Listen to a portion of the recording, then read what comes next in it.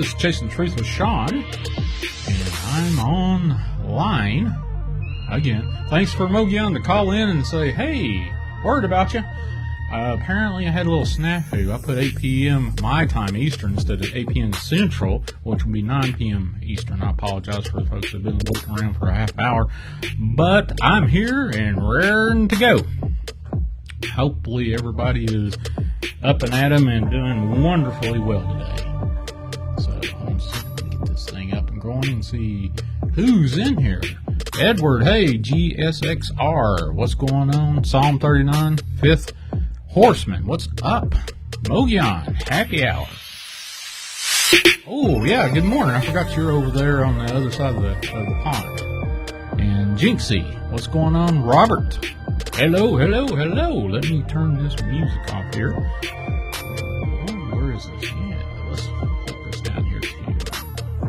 Oh, yeah, it's already over with anyway. So, folks, tonight is Chasing the Truth. Open lines, unscreened open lines, and that's exactly what I'm going to be doing tonight.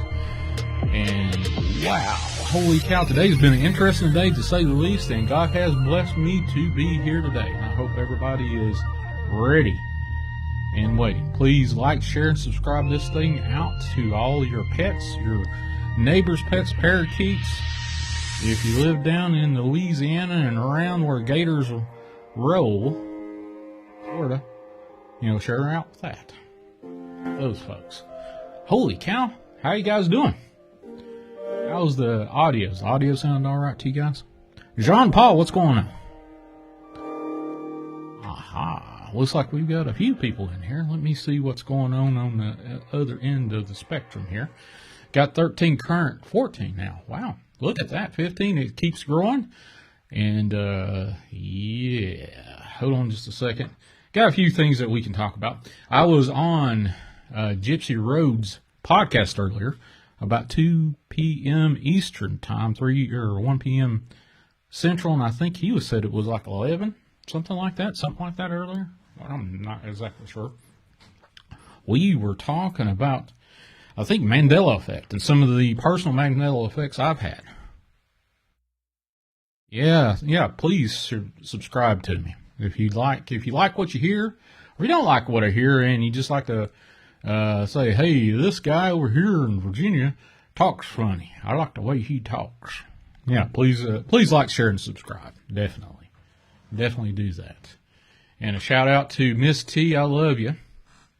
And definitely, you are the love of my life, and I just want to let you guys know that. Everybody in the sound of my voice. So, anyway. Got a couple of things here. Let me pull this up real quick, and we'll go to Cryptozoology on Flipboard and see what's going on here. Well, you guys can't see it, so hold on just a second. We'll get this thing going. Got a few things. We talked just a hair bit about politics earlier, and it had to do with the Mandela effect. You guys know what the Mandela effect is, right? Nelson Mandela. Died, I think in the 20 teens or 1990 something, 5, 6, something like that. And there's a lot of people that remember that he died or when his death was. And they call it the Mandela effect about that. So, we were talking earlier, Dr. Wu, Gypsy Road, and let's see, I think Mogs was in the chat, but Bigfoot Anon, yeah, Connor Flynn was in there, and we were talking about what Mandela effect, what personal Mandela effects. Everybody believes, they've heard, hey, Mandela. They've heard about I actually heard one I didn't know about, and I actually misremembered it myself. How do you spell Smoky Mountains? How do you spell the Smoky? Is it S-M-O-K-Y or S-M-O-K-E-Y? Now, the latter was what I thought it was, but apparently it's not. So, there's another Mandela effect. But, Anyway, here we go. Let's go over here. Hope everybody can read that. I actually did read the chat screen that I've included with the stream today. I think it's all good and ready going here. Yeah, maybe. It looks like it. Let's see. Yeah, all right, there we go. I got her now. Thaddeus, salute. Hey, Thaddeus Cray. Happy hours out there. John Ingom. I hope I'm pronouncing that correctly. I keep saying that. Is the G silent and just say gnome? Maybe? I guess one-man band. Hey, Tony, what's going on? Dang, starting early. I'll be in later. Okay, that's cool. Well, Mogion called me about 15 minutes ago saying, hey, I thought you was going to go on. And it was my typo. I actually put 8 p.m. Eastern instead of 8 p.m. Central will be 9 p.m. Eastern. So that's my bad, and I apologize for everybody that was waiting around for 30 minutes or however long it took. Nicole. Is that what it is? I don't know. How do you pronounce Ngom? Is it gnome? I'm guessing. I don't know. We'll see. Eventually. And yeah. So let's switch over to this window here. Okay. Yep, there you go. You can see my little browser thing here now. So we got 55 real scary pictures pulled from the darkest corners of human history. Not exactly into crypto. That's not exactly cryptozoology, is it? Let's see. Is this cryptozoology? Yeah, it is cryptozoology. Let's see. What else we got here? Deer and tall humanoid in black approached by Bucks County, PA driver. Wow. Well, we'll open that up and look here in just a second. Wow. And let's see. We see Pacific Northwest has the most sightings of Bigfoot, so here's where to go squatching. Well, hey, I think you didn't need to go down to Tennessee, Mogs, or up in Tennessee. You need to go over in the Pacific Northwest where you came from. We'll look at that here in just a little bit, too. See what's happening. Pacific Northwest apparently has Bigfoot galore there. All right, well, let's go up here and catch, what am I catching here? Phantoms of Monsters. Oh, yeah, well, let's go to Phantoms of Monsters. Look this thing out here. Dear Humanoid, this is from Phantoms of Monsters and Lon Strickler's website. You know, if you want to call him his number to call him for Fortean Research is 410-241-5974 or click to report over there at this little thing right here. I don't know. I don't want to click to report, but this thing over here with the little red eyes. Deer and tall humanoid in black approached by Bucks County, PA driver. Now, tonight is open lines, unscreened open lines. So if you got a story there right now, this is first call, first serve. 931-994-6917. 931-994-6917. But according to Bucks County, PA, a driver, a man in Rigglesville, I'm butchering that name for sure, Pennsylvania, was driving very early in the morning when he approached a deer that suddenly stopped in front of him. Then a tall humanoid in black appeared. Wow. And the following account was given to Lon. I'm assuming it was Lon because he usually answers that phone, or his wife. The witness was driving, 1 a.m. time. The witness was driving home alone and was enjoying an exciting drive on empty roads. As he was coming up to a curve, he noticed what he thought to be a deer moving through the brush to his right and about to cross the road in front of his car. He braked hard to avoid the collision, which, you know, that's one of the reasons I put deer horns on my pickup truck back when I was going through Lee County, Virginia. Holy cow, there was a couple of times I about took home a deer and a big old dent in my truck. But I put deer horns, which makes whistles, that after I did that, I just saw deer way off in the distance, so that was good. So, as the deer crossed the road in front of his car, he was just clearing the bend and could see that the road ahead. He immediately saw that the glowing cashmere blue light emanating from the mask helmet face of a tall man. A mask helmet face. I wonder what that looks like. Interesting. Mask helmet face. Standing in front of the left of the road.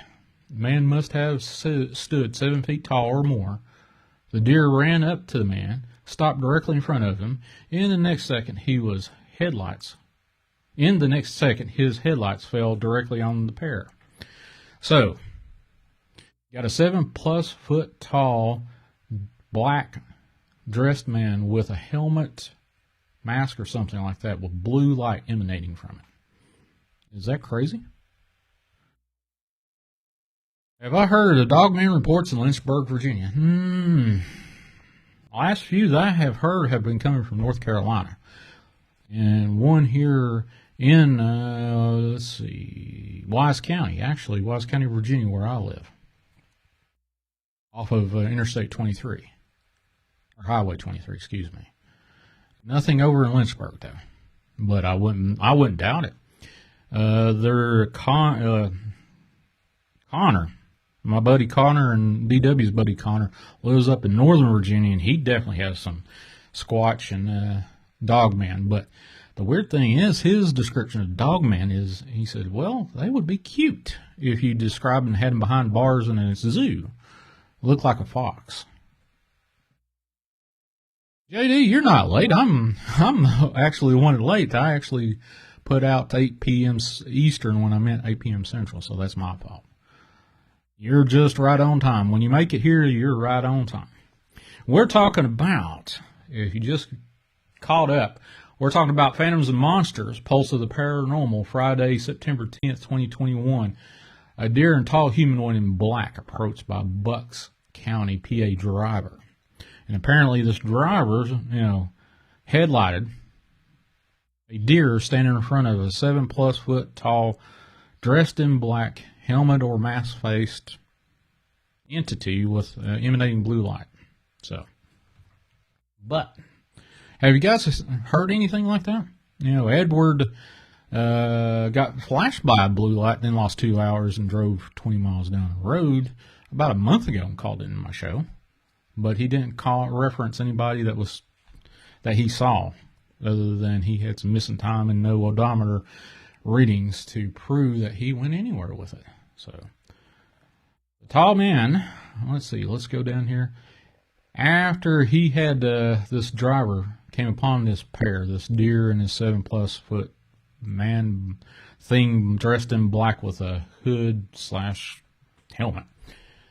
It slowed down to the speed of 15-20 miles an hour to avoid a collision and had a clear, direct view. The next second lasted an hour in his mind. The man was tall, with a human build. He was wearing a black suit that had several tools and pockets, similar to something a Navy SEAL would wear during nighttime ops. That's interesting. So he was wearing diver's gear. Interesting. He was covered from head to toe. The man wore gloves, boots, and mask, and appeared to be all connected. There was no flesh exposed. So it sounds like he was in a diving gear, like an astronaut suit. He had a visor over his eyes that glowed a soft velvety blue light.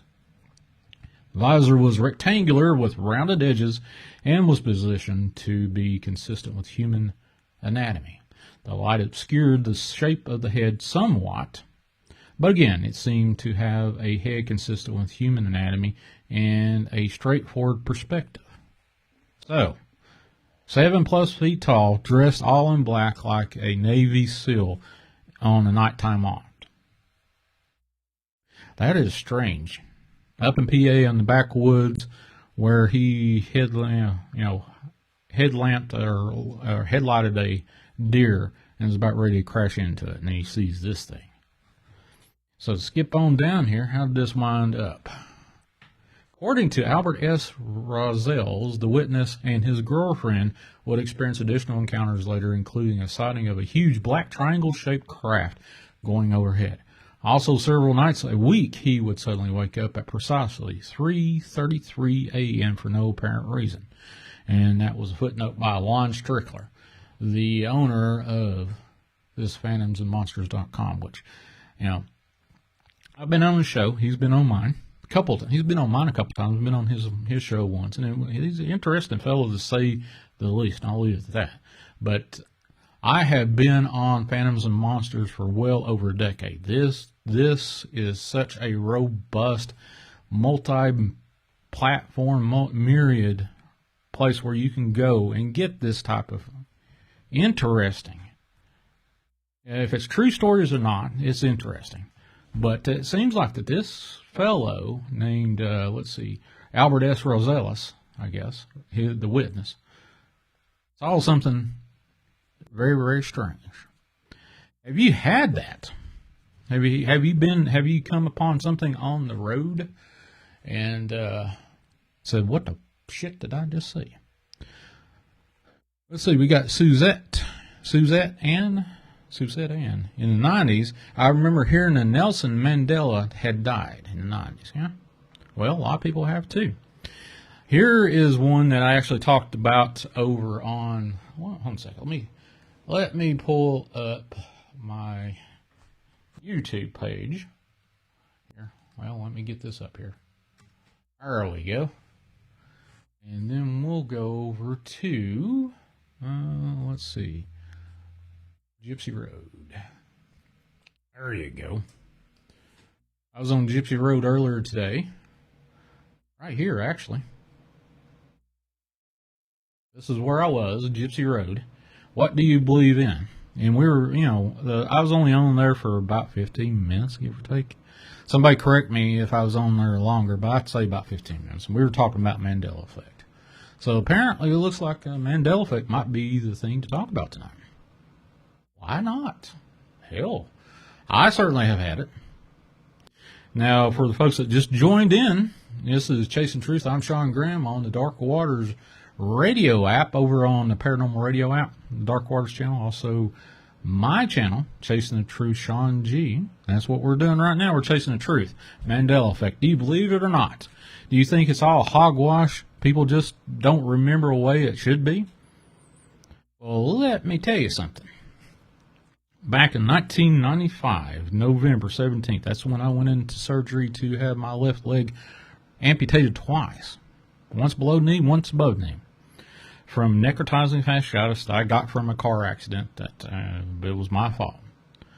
But 10 days later, waking up in a hospital 40 miles away, I've had people praying over me. Two ladies that turned out to be nurses praying for me.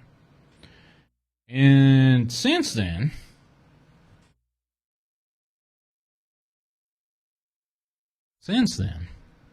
let's see, I have experienced what people would refer to as the Mandela effect.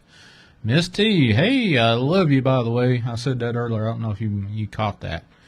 But I have experienced what I would refer to as the Mandela effect, or I was transposed by God into some other reality. Now, I had, let's see, Stan Deja over on the Dark Waters channel on my show last Saturday night.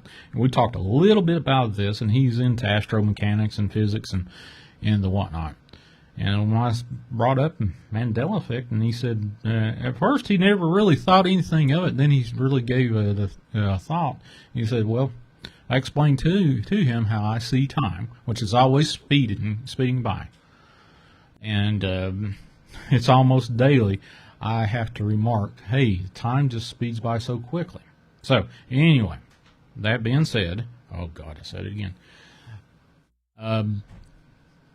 Mandela effect. Since then, we talked about this with Stan Day on my show last Saturday, and with Gypsy Road, we spoke a little bit about it too. And it was a kind of an interesting topic to raise and talk about. But time for me never stands still, never goes by slowly. I never say, hey, this day has been going by so quick. Nope. Actually, I can remember it ticking over at midnight last night, and that was a second ago to me.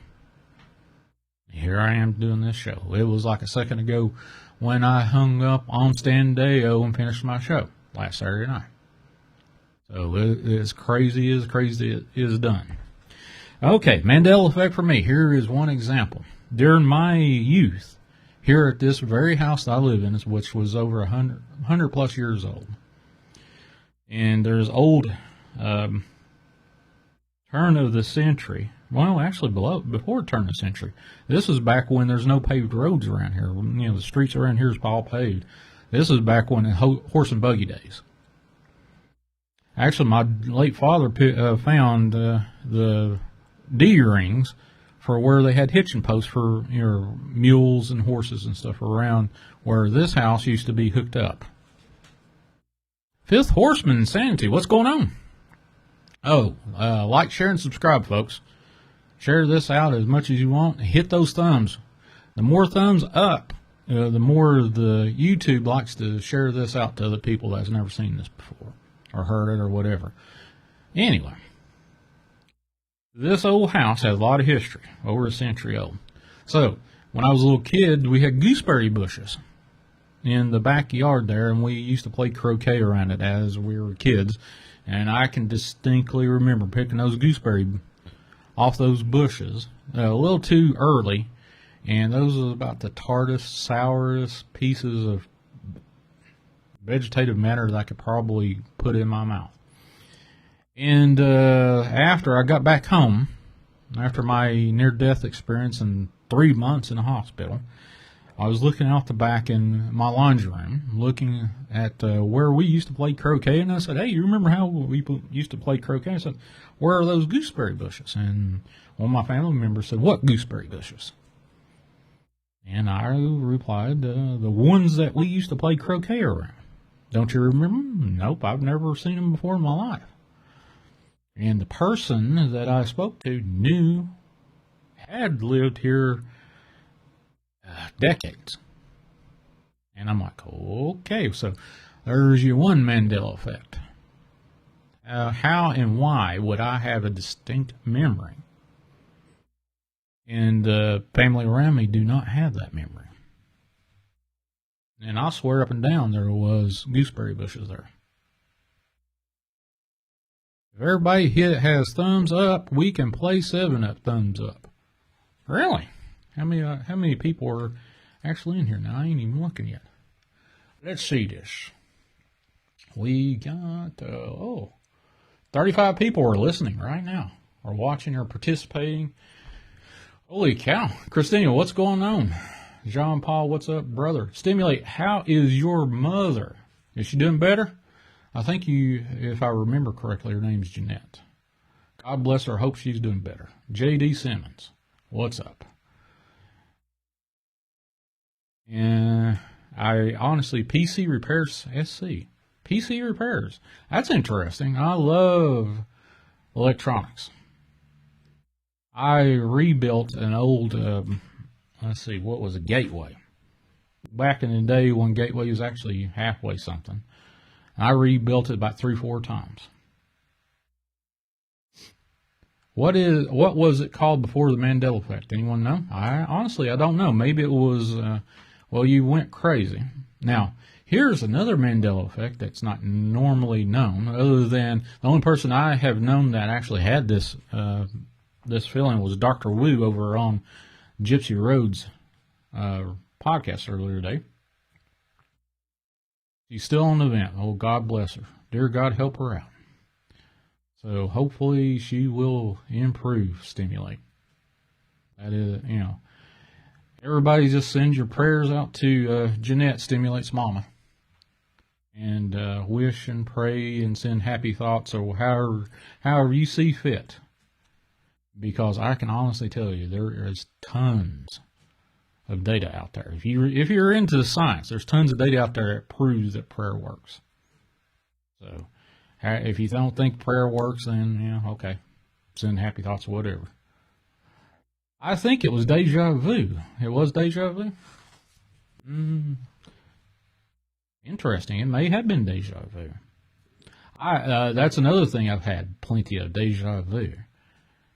knowing that I have not been through a particular event or something happens and they go, wait a minute, I've been through this. I know I haven't been through this because it just happened. But, Dark Waters just put out something. After my podcast, Dark Waters just put something out, so go over there and see what he put out. Bad SOB. What's going on? Oh, I was right, Janice. That one brain cell actually worked. Well, God bless Janice. Hopefully everything will come out and she will be back to her old self again. God willing. And let's see, Mandela effect. Before it was called, Deja vu. Well, another Mandela effect. Back, I think it was mid-December when, let's see, 17th, 10, 27. It was probably December 1st. December 1st is when I actually came to the point where I knew something. I honestly, I will tell you this. Recovering, and I was on so much drugs that people will be going, well, how in the world do you even remember this? Well, yeah, I will disclose I was on all kinds of great, impressive, strong drugs back then. Dogman, well, DW, if you want to know anything about Dogman, that is the man to see to listen to. He's got Dogman stories galore. But we're talking about right now, unless somebody calls in at 931-994-6917 and share whatever story you have. It doesn't have to be about what I'm talking about, which is currently Mandela effect, deja vu, or whatever this phenomenon you might want a placeholder for. And but no lottery numbers. I don't think that's how it goes. Hey, Roy's, what's up, brother? I ain't seen you in a while. Buddy. What's going on? Holy cow. Roy's is in the house. Let's get this little old thing right here. Set back so I don't have to kind of crank my neck for the rest of the show. But, yeah. Mandela effect. Back, let's say probably December 2015. Before, I was aware of the presidential race, and I said, oh shit, Hillary is going to be president.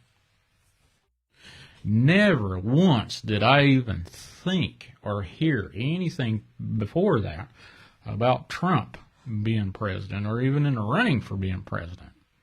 But when I woke up, I said, where the hell was I, and how the hell did this happen? Trump was the front leader for the Republicans. I was like, well, that's funny, I don't remember that.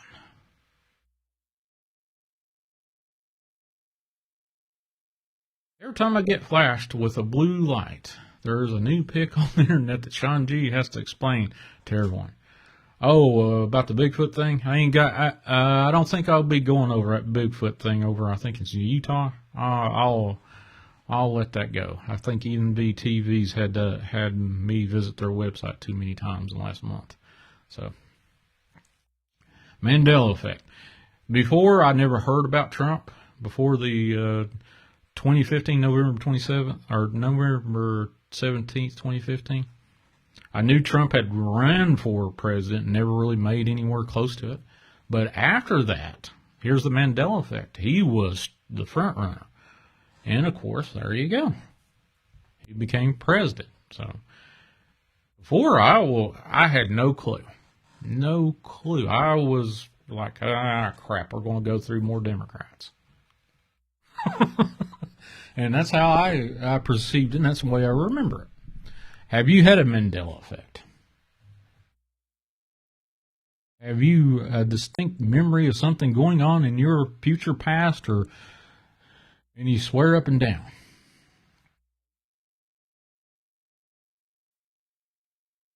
Actually, Biden being president is good. In fact, people need to stop thinking these politicians are on our side. It's revealing of the corruption. If you believe that anything with the government has anything good for good intentions for us, there might be some low-level folks that have good intentions. They're in their job for good, which I absolutely believe. But you get up at the president level, you have how can I say prostitute without saying you have prostituted yourself out so much to be at that level. Are you a leader? Probably not. Actually, that leads me, hold on just a second, let me see if I got my audio set up to where I can do this. Hopefully I can. Let's see. Let me put this. If this echoes, I apologize because I'm trying to do this on the fly. Where is this? Oh, here we go. And I got that off. Okay. So let's go back to something since Biden was popped up. Let's see. All right, here's Biden today. And of course, I'll let you see this is actually a tweet sent out as he did a press today, I think, or something. Biden, can I ask you a question? Biden actually said that. Can I ask you a question? And then the White House feed cuts out. All right, so here you go, folks. This is Chasing Truth. And the reason I'm showing this is why did the White House cut out the president talking? Let's see if we can get this going on here. Now, I thought I could. Let's go back here. Can I ask you a question? I don't know if you guys can hear that or not. Let's see. One of the things that I've been working on with some others is... All right, so riddle me this. Why did the White House cut out the president of these United States when he was actually talking or asking a question and was wanting to receive an answer from a question he asked? Is this perfectly a fine thing for the White House staff to do to a president? Do you usher him off if he starts answering questions? Which, there's multiple things there to say, yeah, what's going on? But anyway, I thanks for the segue there, whoever said about Biden. But yeah, I'm not a big fan on Biden there. I think the old man has some elderly stuff that he needs to take care of. And it has shown the signs of it. So, but if you want to talk about that, go right ahead. That's fine with me. But that's all I got to say about it. And let's see who else here. Shawn G. I read an article today saying that no, the White House didn't cut him off. Look, Kaya, what's going on? How's your husband? I thought he was going to call me today. Oh, Vault. Maybe he'll call me during the show. I don't know. But I digress. So let's go here. I'm in Cryptozoology. And what else we got here? Paranormal Globe, paranormal news from around the world. Let's see. What do we got in here? ParanormalGlobe.com is where this is from. You got They Are Here, which, of course, was September 12th, 21. They're Here, an alien abduction horror game due to release. I'm not exactly sure I want to look at that. Bright green UFOs spotted by passengers and military. Hey, there you go. Check this out. Let's see if I got this. Hopefully this doesn't have. Let me mute this just in case it does have sound. Nope, that's the wrong button, buddy. Wrong button. Button. Who's got? There you go. Turn that off. Now, if there's sound playing, hopefully it isn't playing. Hey, Miss T, does that look familiar? Bright green UFO spotted by passengers and military jets in Canada. And I just dropped my water bottle. Thank God I had a lid on it. Sorry, it's been well over a month since I had last posted. I felt, blah, blah, blah. Well, let's get past this apology stuff and actually get down to the meat. A military and passenger flight spotted a UFO that flew into the clouds, then disappeared in Canada, and a new report says bright green flying object was seen by Canadian military jet KLM Royal Dutch Airlines flight. July 30th, Newfoundland, Quebec. And I guess that is the KLM jet. I don't see anything there. Let's see. Well, there you go. I guess this is the actual picture. This green cigar-shaped thing. Does that look familiar, Miss T? There you go. Anyway, have you guys seen a UFO? And it's kind of odd that I'm sitting here talking to myself when this is open lines, unscreened open lines, 931-994-6917. And what we're looking at currently is a Canadian UFO spotted by a KLM jet between Quebec and Newfoundland. That kind of looks like one picture I shared of Miss T's. I think I shared it over on Gypsy Roads thing a while back. But anyway, not a while back, about whenever it was, Saturday, Sunday, whenever his last show over the weekend was. Brian Cox, glad you made it to catch another show. Glad you made it. And this show is about open topics. I have covered Mandela effect, Deja vu, which I can go right back over and we can start talking about that all day long. UFOs, Bigfoot, dogmen, cryptids of any type, shape, size, little people, the cryptids, little people. And of course, One Man Band is not here because I just mentioned little people, cryptids. And you're not supposed to say that, but anyway, there you go. Oops. Looks like the sun setting with heavy conversion. Well, yeah, okay. Yeah, I can see that. That's interesting. But let's see if I can find one Miss T ad. Let me try to find that real quick. I gotta find it first. But if you're looking for a place to air your laundry and say, hey, I seen this years ago and I didn't want to tell anybody, well, right now is the time to talk, to let out everything that you have been holding on to. Yeah, Royd said he said that the White House didn't cut up Biden off. What pic? I'm talking, Miss T's texting me. She's going to send it to me. So anyway, the pic, the Millennium Falcon pic, if you send that to me, I'll share this out with the fine folks that are in the chat trying to, trying to piecemeal together a open line show with nobody calling. Hey, if you want to listen to me, I'll talk to you all day long, which I can certainly do that. But yeah, there you go. That is from Canada. The Biden, to answer Miss T's question in my text message, Biden was cut off by the White House, obviously, if you saw the before and after, which I'll bring that back up on just a second. Or do I still have it? Now, let's see. Bookmarks history. Let's see. Where did I get this? Gypsy Roads. Here we go. We're going over on my Twitter account real quick and see if I can find. Here we go. I don't know if you can see it, but don't know if you can hear it because I think I actually turned this off. Let's see. Let me shut up and let's see if this transposes. Nope. Hold on just a second. I've got to go back and redo this just so Miss T can see this. Turn this audio back on.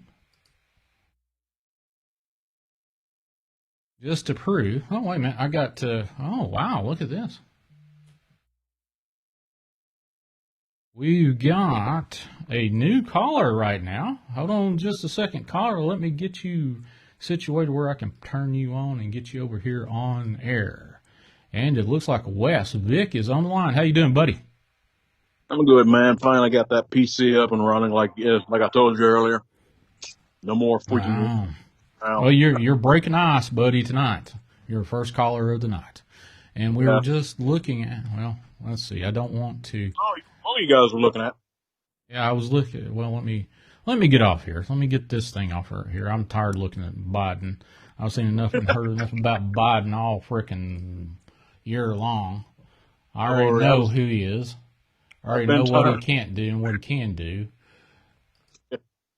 I think it's just what's left hand doing and not pay attention to right hand is what I'm thinking. But that's my opinion. But so you got your PC up and running. I heard that you told me earlier that your neighbor or your landlord donated a PC to you. Yeah, the fellow was very, very nice enough to do that. Oh, okay, cool. Yeah, believe me, I've been doing some favors for him for a while, but that's all good. Yeah, sorry about the train. I can't help that. I live by a train yard. That's all right. The weird thing is, I used to live near a train track, which was maybe 200 yards away from where I slept. And I hated, at the time, I really hated hearing that train going by and the clickety-clack and stuff. But after I moved out of that place, I couldn't sleep without it. Exactly. Riddle me this. If you can't stand it when it's happening, you move away and the lack of it keeps you awake. It's kind of like that bad ex, you know? Yeah. You miss her. Well, yeah, true enough. No, man, I'm good. I want to let you guys know, I think D is supposed to be getting. I think he's out. I was going to let everyone know. DDoS from Dog. What was it? What was the organization? Bigfoot Dogman Research Project. Is he still over that, or was that taken away from him? It's only a matter of time before we find out. Oh, okay. All right. Well, we'll wait and see what happens with that. So you said he might have got out today or tomorrow? I think so. Yeah. Not sure what's going on with all that. All right. Well, there you go. Heads up. You heard it here first, folks. DDoS is either released or soon to be released. I know they're going to be sending a lot. What I do know is they're going to be putting, I'm not going to put too much stuff out there, but I'm going to say this. They're going to be trying to set a few records straight. I'm hoping. So just leave it at that. A lot of controversy and stuff like that, but there's going to be a lot of airing out and just basically get that out of the way so we can continue doing what we need to do. Oh, yeah. True enough. But glad you got your PC issues sort of fixed and back up and at them. Did you get all your stories and your scripts and stuff back? Yeah, thank God I did. I actually worked on something when I had that freaking Linux. I still have it. I'm still using it, actually. With that crap top, I pretty much put I redid a lot of the plot for Werewolf Hunter Chapter 3, but that ain't going to be too much of a difficulty. Oh, okay. Well, that'd be cool. When's the next big release on your channel? Oh, yeah. It's all good. Like I said, it should work out pretty smoothly, and hopefully within a month or two, I'll be able to get something put out. All right. That's cool. Everybody that's fans of him, go over there to Thaddeus Cray, which I'm sure Thaddeus probably, or Wes will probably put in his link to go over to his channel. Go there and hit him up. See what he's about. Subscribe to him, or at least listen to some of it anyway. Help him out a little bit. Throw a thumbs up here and there. Sounds good. Oh, yeah, I believe I definitely would appreciate that. And I'm also going to throw up a video in the next day or two, which I took some footage of basically all this storm going down right in front of the house. So it'll be very interesting. All right. Well, that's cool, man. Anytime that you want to, whenever you put that up, just let me know, and I'll see if I can share that out. Because Houston, you live in Houston, correctly? If I remember. Sir. Not Galveston, but Houston.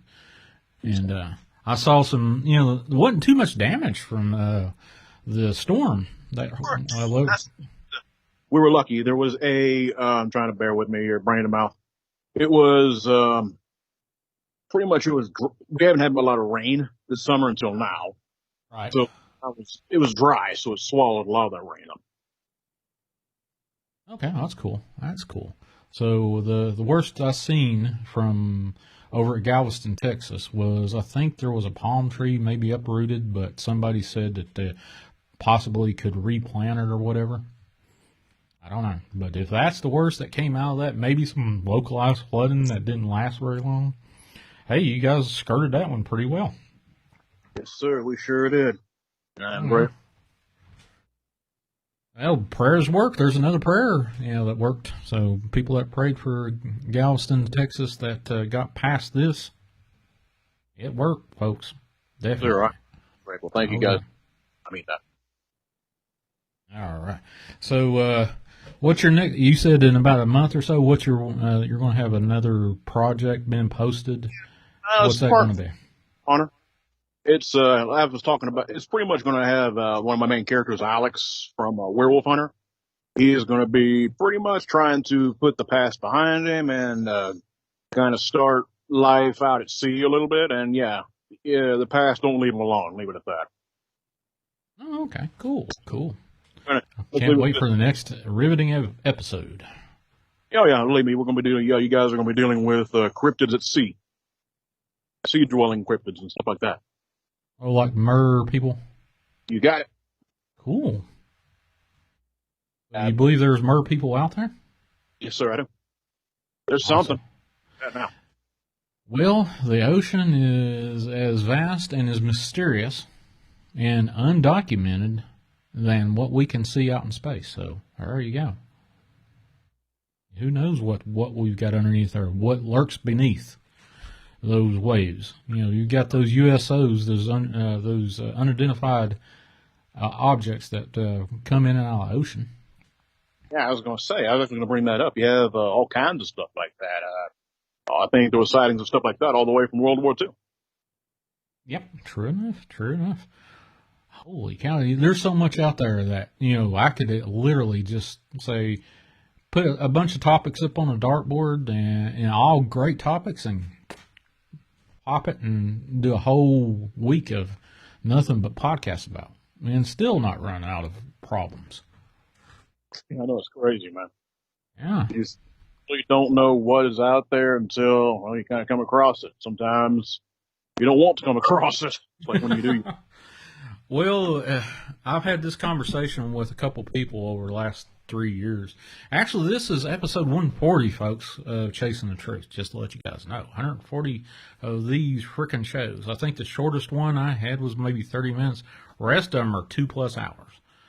And we're trying to get iTunes up to par on that. Not all of them are out and about in circulation. A lot of them's over there on Dark Waters channel on the Paranormal Radio app that's in circulation. Not all of them. Hell, there's not enough room on that drive to put all 30 some of those episodes. But geez, I can't believe I've done that many. Man, you'd be surprised what you do when you look back at things and kind of look at now, Crazy. Well, my voice isn't as shaky as I first done it. Do I still get nervous when I jump on somebody's podcast or radio show? Hell yeah. I used to. Oh yeah. Oh, I got that UFO that I just had up about from Canada. Miss T just sent me a bunch of texts with 3 versions of the one that she's seen. She took multiple pictures of this thing that looks exactly like that, but not so green now. I'll share that here after our conversation, and we'll get into thick of UFO land here in just a minute. Believe me, I'm not going to keep you. Believe me, I also want to let you know the latest show is Stan Deo. It is it's processing now. But it is. Oh, fantastic! Stan Deo. I was amazed that you got him on there. And let's see, Dogman Cams. I think John Bell may be reaching out to Stan Dale and help. I think he's wanting to talk theoretical physics with the fellow. I think so. I wasn't sure. I mean, I already, Mr. Dale, me and him talked through email already. I don't really know quite how it's going to work, but, basically, I pretty much have passed everything on to John, so the rest is between them.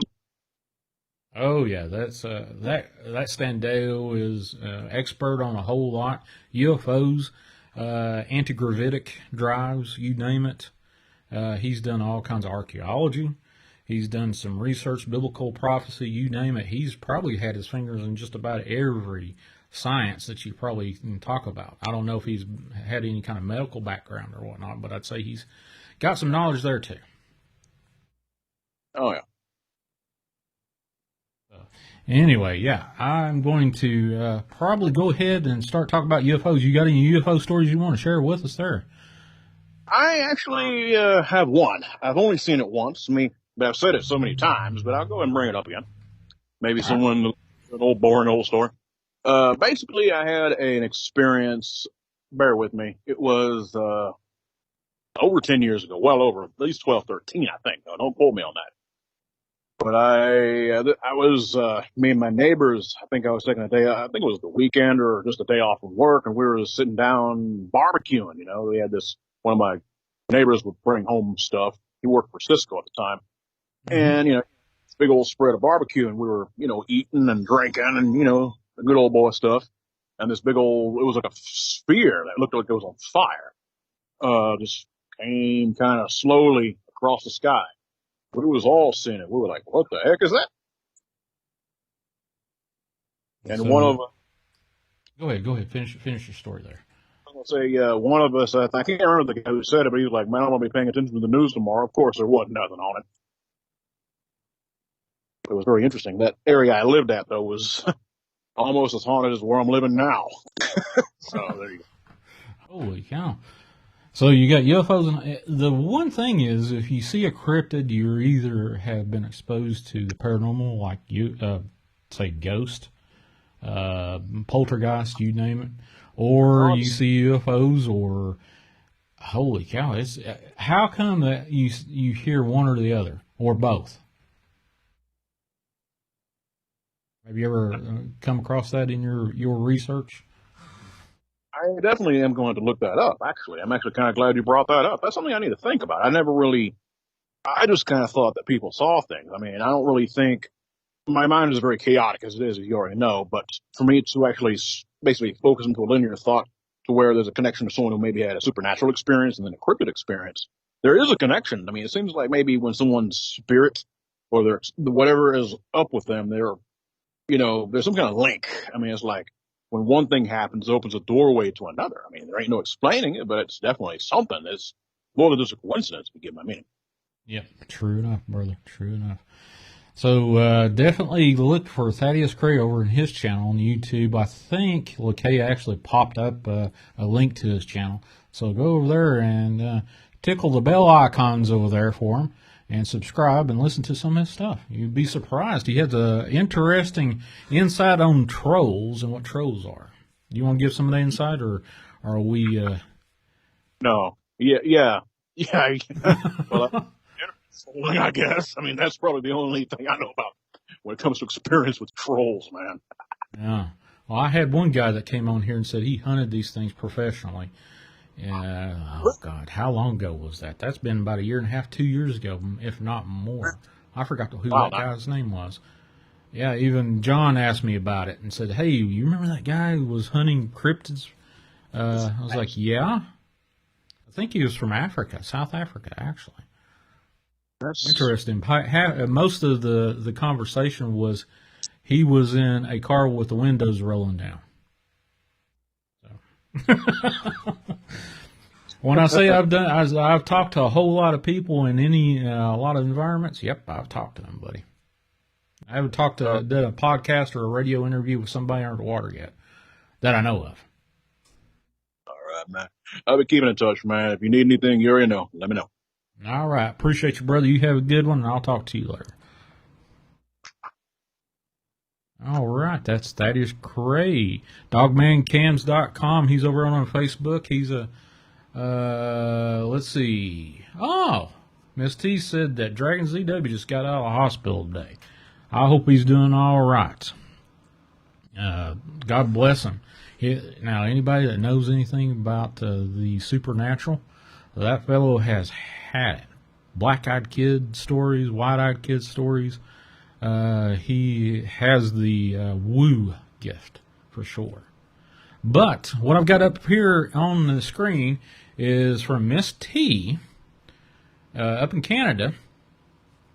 She took a series of pictures with this, what I refer to as the Millennium Falcon picture.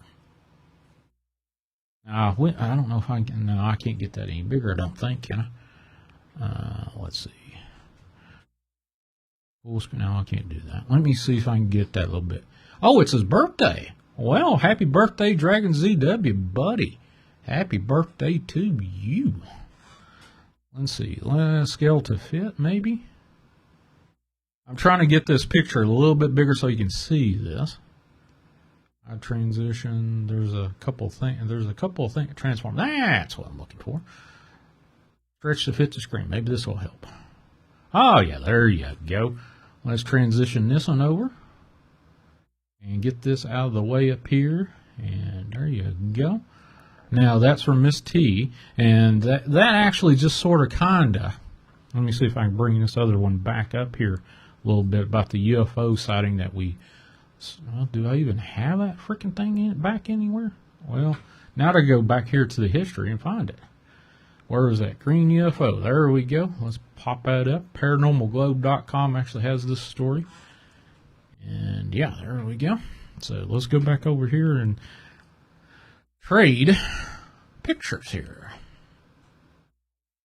Let's see, turn this off, then turn this one on, and we've got bada boom, bada bing, as DW usually says, the story behind the green UFO up in Canada.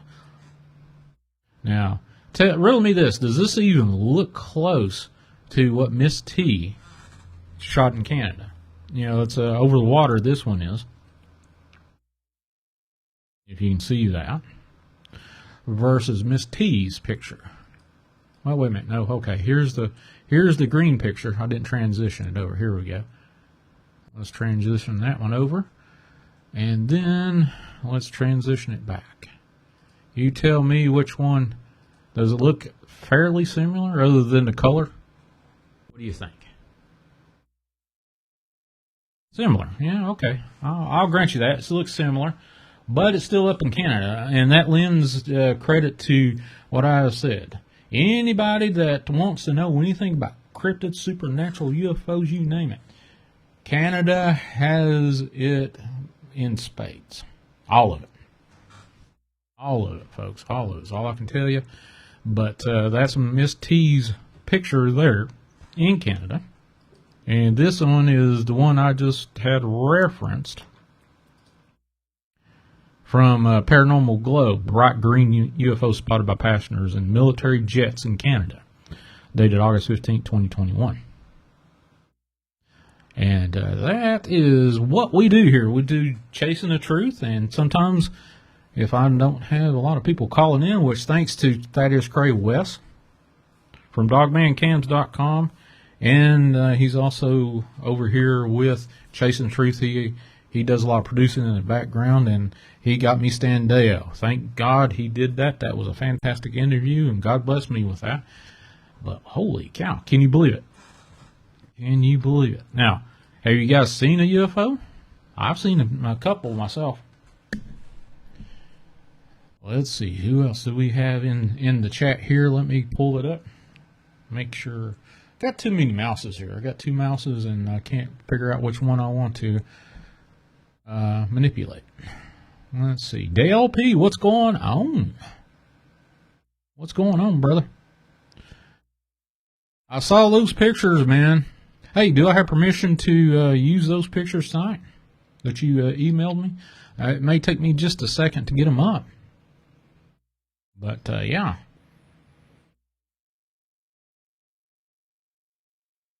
Lisa Ray says, I did not get any notifications. I was told you might like me anymore and is blocking me. What? No, I ain't blocking you.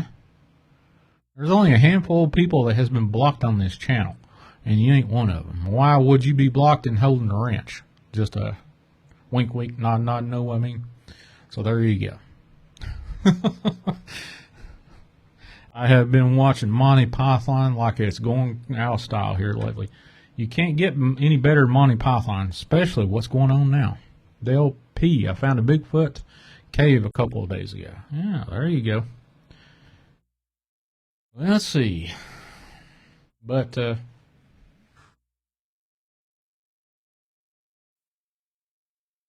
on just a second. I got to reply to Miss T here in the text message and see what she's talking about here.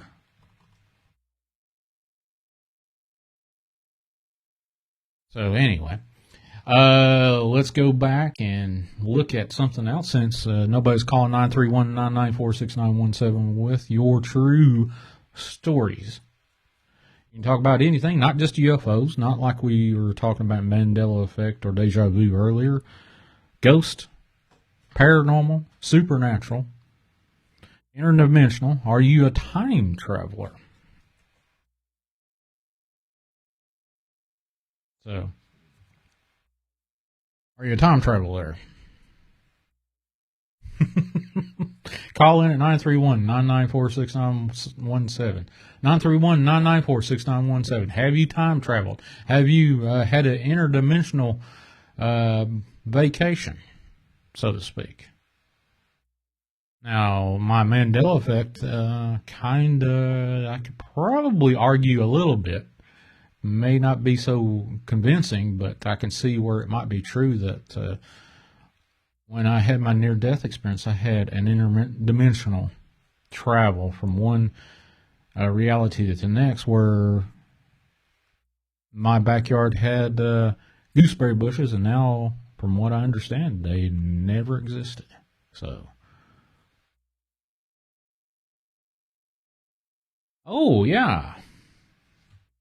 No, I wasn't talking about that particular picture there, Miss T. I don't know if you want me to use that or not, but let me know if you want me to use that. But if you don't, that's fine. But Del P sent us a bunch of pictures in email about some Bigfoot encounter or Bigfoot tracks and stuff. So that's what I was talking about, Miss T. And let's see, what else we got here? Let's go, since nobody's calling 931-994-6917, I guess you want me to go over the news, I guess. Oh, okay. Well, hold on just a second. I got permission to share a picture, which I got to find it first. Now, this is another Miss T original. Miss Terry. Miss Sweet Tea, as she's known politely in polite circles on various platforms out there. Let me see if I can find the frickin' thing first before I start building it. Well, yeah, I'll build it up. She took this, I think it's a sunset, maybe?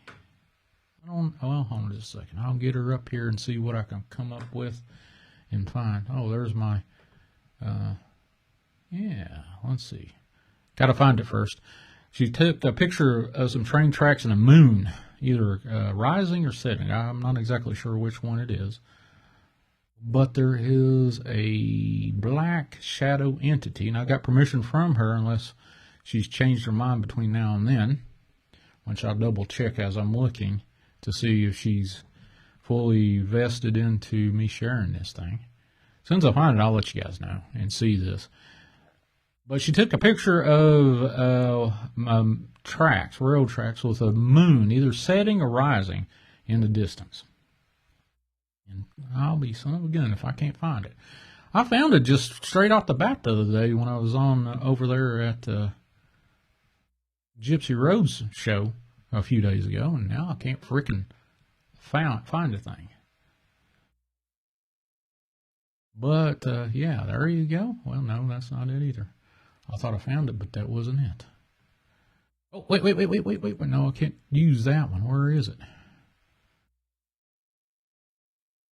Well, I'll be son of a gun.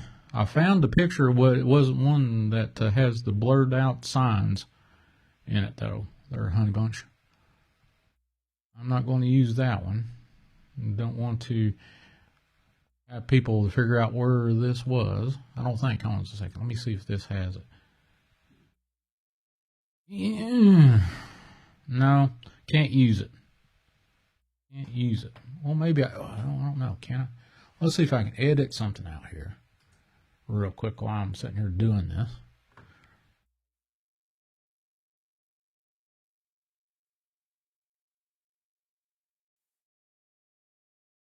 I don't know if I can or not, but I'm using dead space. I'm sorry about that if you heard nothing there.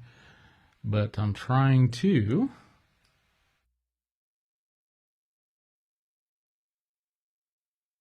get some,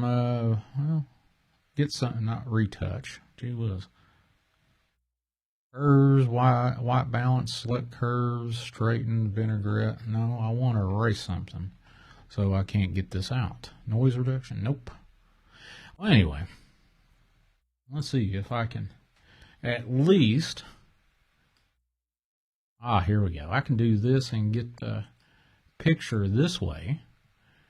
All right, yeah, this one doesn't show. This particular spot does not show anything that I don't want to show, but it does show something. Just a second, and it is actually increased in size, so it would be easier to see. Hold on just a second. Let's see what we can do here. And see if I can find it. Let's see. Picture, preview. No, that's not the one I want. Lord have mercy. I should have had all this up and running. Oh, I got an incoming call. Looks like I might have Connor Flynn here. Hold on just a second, Connor, while I get everything situated. Connor Flynn, what's going on, brother?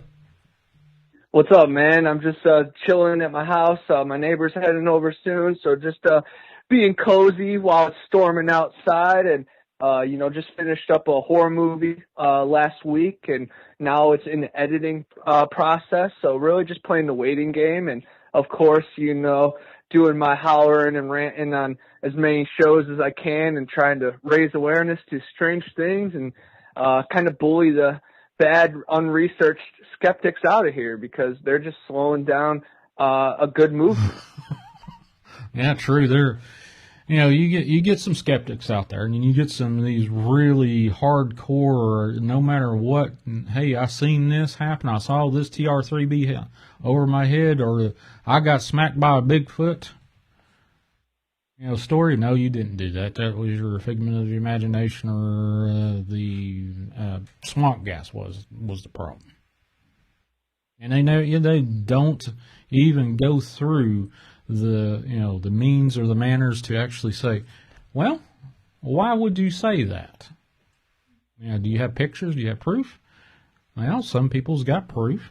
Like with Bigfoot Anonymous, I think you got some hair samples, don't you? Including footprint. A couple of my teammates.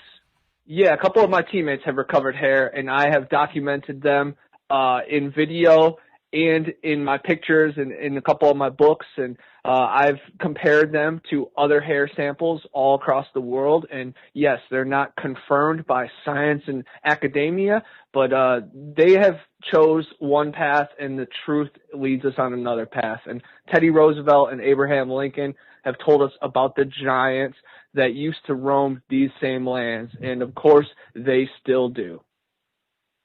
Oh, wow. Well, you're definitely, how many books do you have out right now? 4, 5?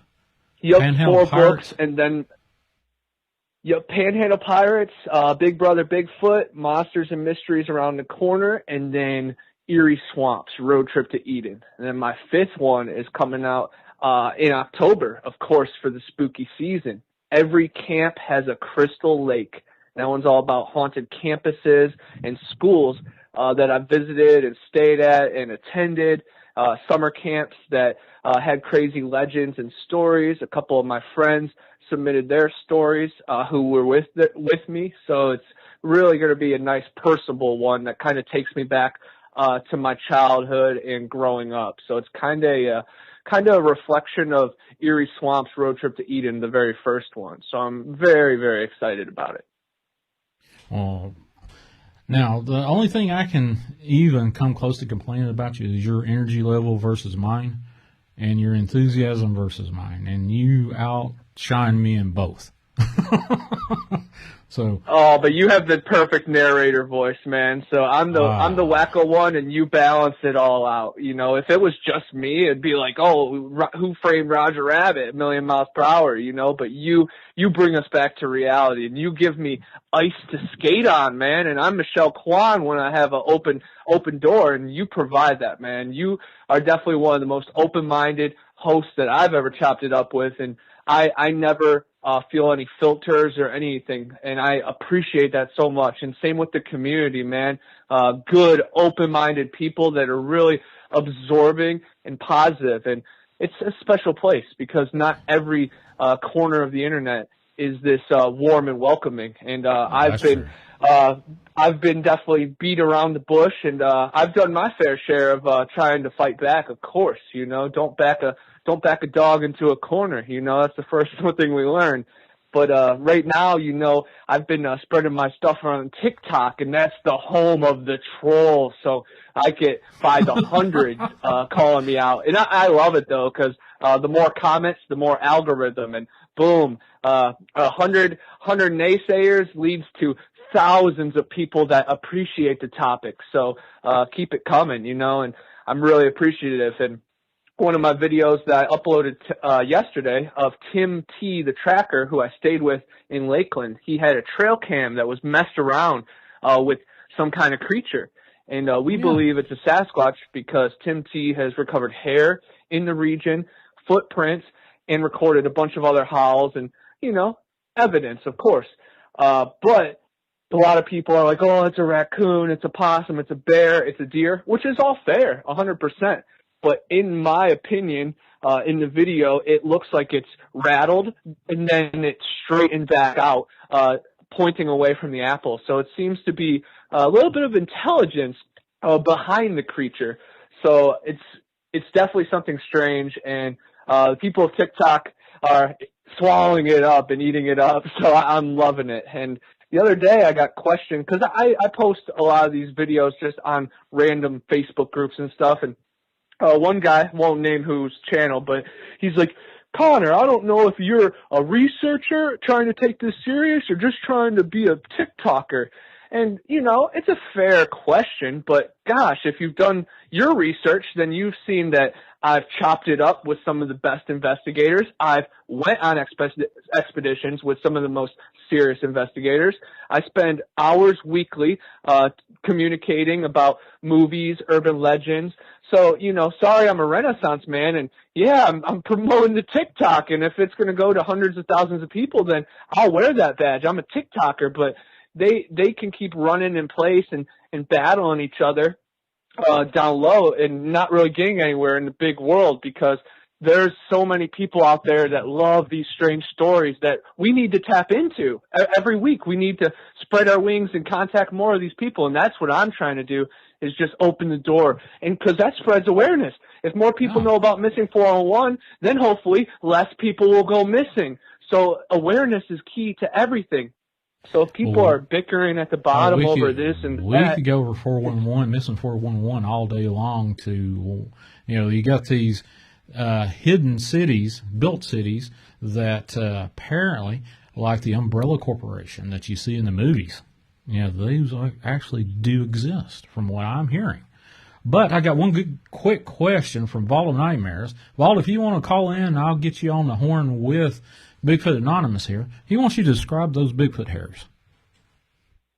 Yes, they come in all different colors: green, black, brown, clear, and it's all the same batch of hair. That's what's amazing. And it's so powerful when you look at it compared to a human hair. It looks very similar, but it has a little bit more girth to it. And if you actually look at the DNA, it has like angel DNA. The strands are like twice as complex, and the scientists say that it probably would cure any problem we have. And of course, you got to think, you know, the advanced civilizations like City of Ember and the ones you were just saying, the deep underground military bases. You got to think they're tampering with this technology and, of course, genetics. Of course, you know. So, well, but yeah, it's clear, green, brown, and it's remarkable. And I posted it on my channel under Tim T. That's a good one. It shows it under a microscope, And then Daryl Olney, my recent upload, the one that he shot Bigfoot 3 times. It's, I think, my second most recent upload. He actually had a Tupperware of hair. Yeah, I saw that on your channel. I actually went and found that actual live feed. I forgot where it was from, but I actually subscribed to that channel. And I saw where he, chopped it up. It was so choppy, since it was a live feed. And I couldn't see where he, hold on just a second. I actually got Volatile Nightmares calling in. Hold on just a second. We'll get you guys on the same channel at the same time. Here we go. We got Volatile Nightmares on the horn. What's going on, brother? Oh, nothing much. What's everybody doing tonight? Just trying to get people to talk about their experiences. And now I got Bigfoot Anonymous, Connor Flynn over here, and Volatile Nightmares. You guys, have you guys spoke before? Not in person, as far as I know, not in voice, I may have met him. I may have met him and didn't know it, and he may have met me and didn't know it. Because it sounds like me and him fool with some of the same people. And many of the same lives too. The energy is never created nor destroyed. We've always existed. So I'm sure we were the same petals on the sunflower at one point under this firmament. I'm curious about your hairs, because I've been dealing with these things for years, been tracking them and everything else, and I've gotten several samples. I was even involved back when Kitchum was. I was one of the researchers that gave her samples and stuff. Wow, what an honor, because I have Scott Carpenter's book that kind of goes over that whole study. So I've definitely read about your samples. That's pretty wild. But yes, they are not my samples. They're Tim T's, but he is definitely a teammate of mine and a welcoming brother.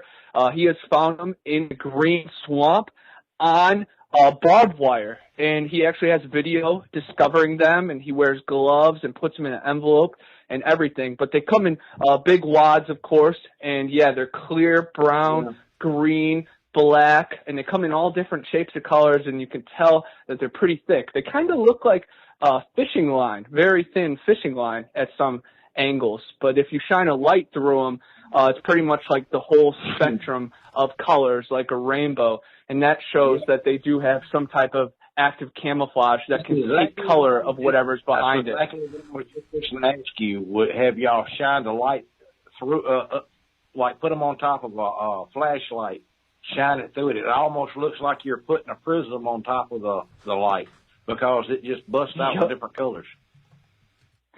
Yep, and that's what a lot of other researchers have confirmed as well. Mark Zaski down with the 168 with Bigfoot Odyssey, and then a lot of your other fellow researchers in the Melba Ketchum study. And, of course, a lot of people throw that to the curb.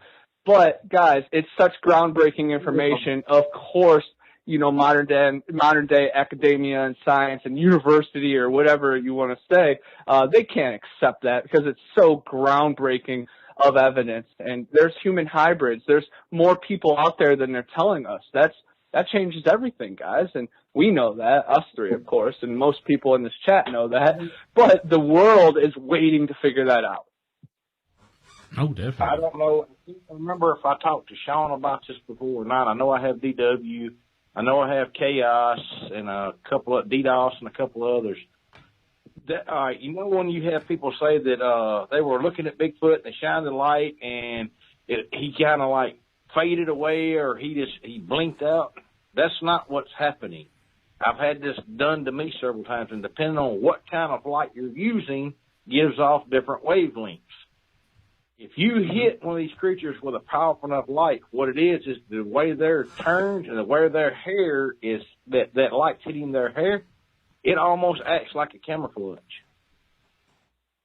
Because 100%, and I think that's where they got the idea for Predator. Exactly. That's what makes them, I tell people, they're the apex predator. That's why, another reason why I don't use a light at night, I learned that many, many years ago, is because it actually helps them hide. It doesn't help me, it helps them. I don't like going after these things at night because they have all the advantage in the world.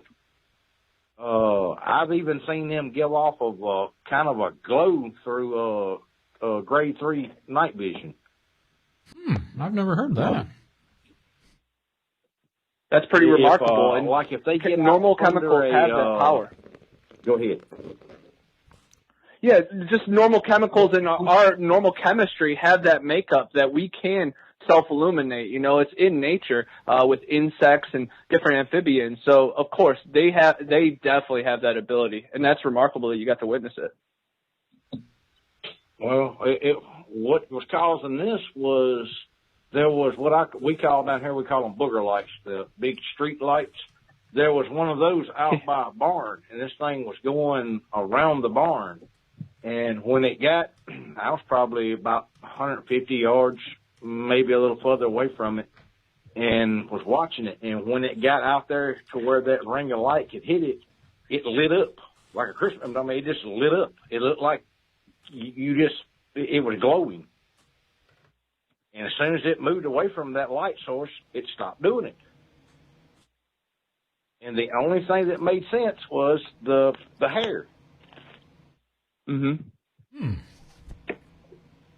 And I also believe they can control light as well. Anything in the grid, you know, they can create orbs and they can zap our lights, and they could probably make things glow as well to put our attention over there. They control the whole atmosphere when they can really sink in. Only the highest trained ones, of course. Not every single juvenile has these abilities. But yes, once they can master their craft, I think they can definitely zap lights on and off. I don't know if they can do that or not, but I know they can do some odd stuff, and they're a unique creature. Now the dog man, those things are another thing altogether. I don't know I don't even know a thimbleful. I'm trying to learn, though. That's what I've been doing here lately. Here recently, last week, I've been down in New Orleans helping with some of the relief down there. We were going back. We actually started to leave Monday. Got called down there by the people that were coming to help, and it was raining its butt off. It's been raining. I think they got like 16 inches of rain so far this week. So we're standing still with that. I think we're going back Friday. Ooh. I think I've got a Bigfoot or a dogman howl from Alabama. Just waiting to see if Flat Rock Booger will give me permission to use it and let you guys hear it. If he does, let's see. Yeah. Oh yeah, I'm sure Kenny will let you, man. Flat Rock is a brother of mine. Okay. He camped with me in Tennessee. He's the man. All right, hold on just a second. We'll play this sucker. I'm gonna play it off my phone. I was just up through Tennessee a couple of months ago. I think it was back in April. Yeah, Cott County, Tennessee, wasn't it? Yeah. I went from Tennessee all the way up to Kentucky through the Ozark Trail. All right, so this one is, let's see, about a minute long. And I can see where it starts barking, so I'm going to let you guys listen to this, see if that sounds familiar.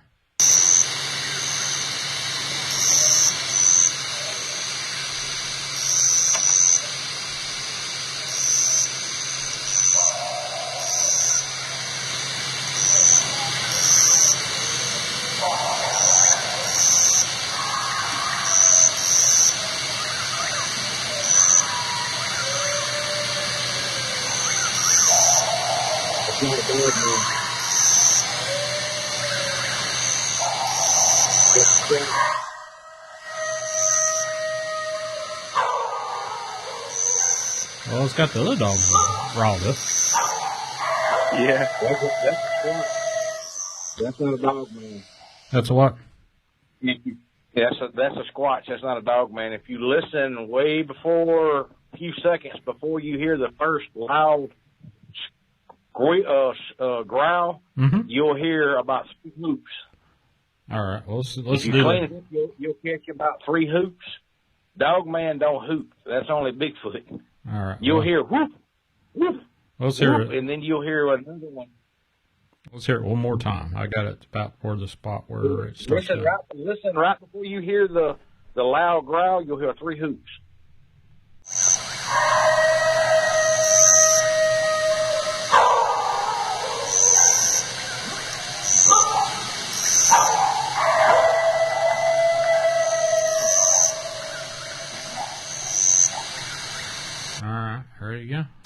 what you was talking about? Well, right before all that, you'll hear 3 hoots that Okay. started out. All right, well, let's go back a little further and get that. Here we go. Let's try this again.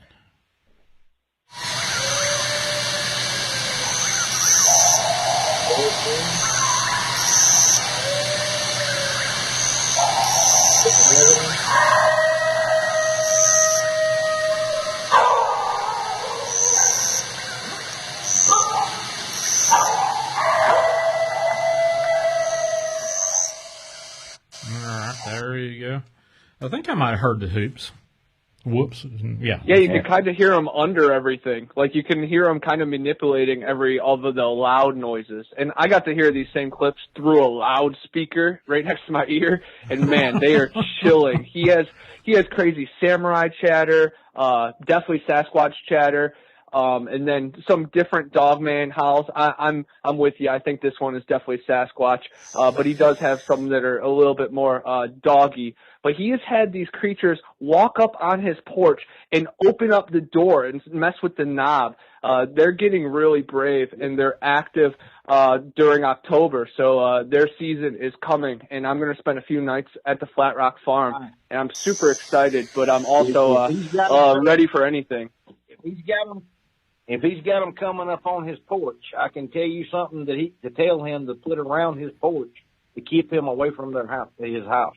They won't run him off the property, and it's going to piss them off for a little bit, but they won't come up on the porch no more. All right. Well, what is that? Is it that white sage you were talking about to me? White sage or mugwort. I do not know why, other than it's poisonous to animals. They will not come nowhere around it. The other thing is, I'll definitely relay the message. The high-tech version is, if you put a game camera up in the corner of that porch where they can't get to it, point it towards where they're walking up, they will not cross in front of that sun gun. They won't walk up on that porch anymore. Huh. Yeah, they're really They will slick not walk about up it because he has a They couple will not cameras walk up set up and he's gotten a few good images. A lot are, dark shadows, but a few you can see the nose, face, cheek, and everything, and multiple Sasquatch in the pictures. And it's crazy how you can differentiate, the juveniles and then the older ones. And he has audio of them smacking the house really hard and yelling. Yeah, they're definitely angry at sometimes. And one of the neighbors had their dog viciously killed, so definitely squatchy territory out there. But I think the dogman comes in a couple times a year as well. All right. Hey, you're going to have to give him my number to call me because there's some stuff I want to tell him for them to be looking for. All right. And sure. If Connor, you want me to share with him your number? Oh, yeah, for sure. And I could send you Flat Rock's number too. And I'm not sure if he's listening in right now, but he's definitely very attentive. And I could send him this, and he'll keep in touch. He's the man. He took care of me so well up in Tennessee. He got me a cot during a rainstorm, and it definitely saved my butt from being wet and probably getting hypothermia. And I wouldn't be here right now. I'd be in Ocoee. Oh, there you go. Well, it sounds like to me what's making them irritable, especially when you saying that y'all are getting pictures and evidence of juveniles. See, a lot of people have it mistaken. It's not the big males or the males you got to worry about. It's the females. The females, think of it like this. If you've got a bear out in the woods and there's a cub, it don't make a difference if that cub is half grown or whatever. That mama bear sees you as a threat, you're going to leave from there one way or the other, dead or otherwise. The Squatch is 10 times worse than that.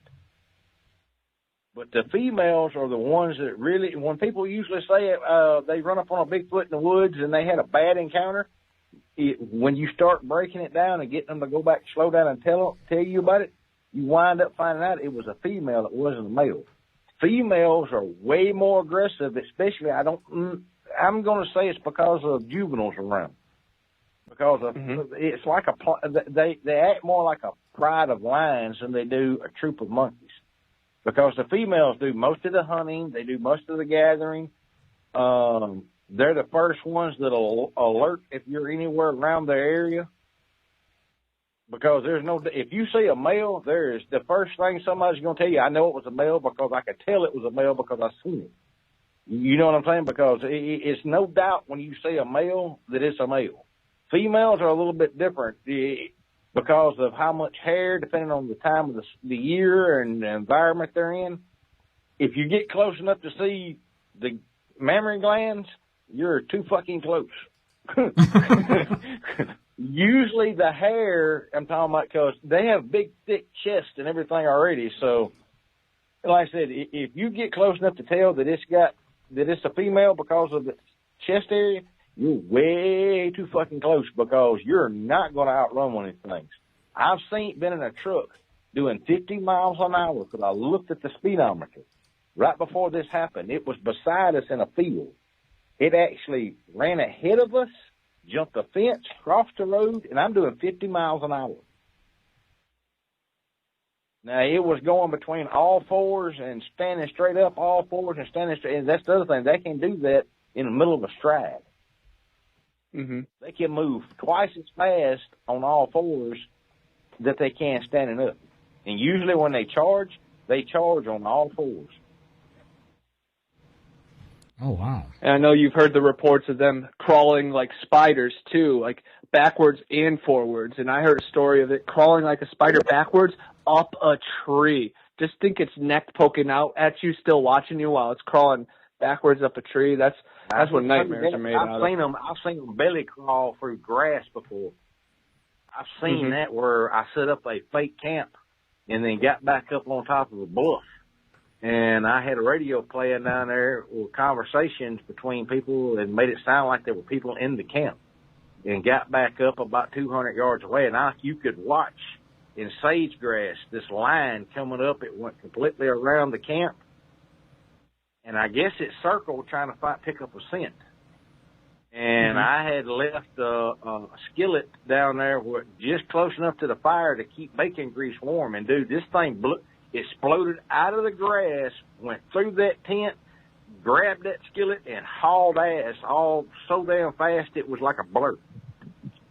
But it blew through that tent thinking it was somebody through that tent, I guess to cause chaos, mayhem, or whatever. But it belly crawled. You could watch the grass form about a 2-foot wide gap.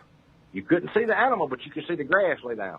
And then all of a sudden when it did a circle, I guess it couldn't pick up where the humans were, it blew right through that tent, grabbed that skillet all at one time, and hauled butt. That's the other thing. If you're in an area, I'm going to tell you this, and remember, when I tell you this, you do this at your own risk. If you got something you think in that area, you can't get them to react any other kind of way, get you an iron skillet, start you a fire, and throw you a couple pieces of bacon in there. Wow. I guarantee you get some reaction. If you don't believe me, next time you talk to DDoS, ask DDoS. Hey, Wes was just on saying DOS was about ready to get out of where DOS got out yesterday. DOS got out. Have you spoke with him yet? I haven't spoke with him yet, but I talked to DW. We're getting some stuff set up, but he's out. He's out now. Okay. Mm-hmm. Until he talks and everything, I'm not going to talk about the other. Like I said, but he's out. He's doing good. He got high spirits, and everything's looking good so far. Well, that's cool. That's cool. Awesome. Well, you never know. I tried to get that fellow on my show for, about a year, and I finally got a hold of him, and it was like a half a show. He's going to be out and about through different places when we get him set up.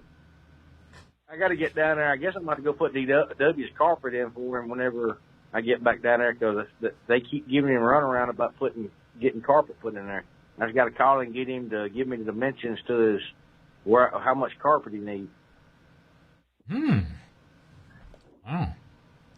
Let's see. Them people down there don't have nothing, especially in the Ninth Ward and stuff like that. Those people don't have nothing, and that's what people don't. I don't understand why you're not seeing it in the news and stuff. Did you ever post any of those pictures? I've got some. I'm gonna send them to you. I forgot to send them the other day. I got trapped up with some other stuff. Like I said, when I was down there, they tried to take the material we brought down there. The National Guard did. Oh my God. Yeah, I remember that. You said Yeah, this is stuff that I bought. Like I said, I went and bought $10,000 worth of material and hauled it down there.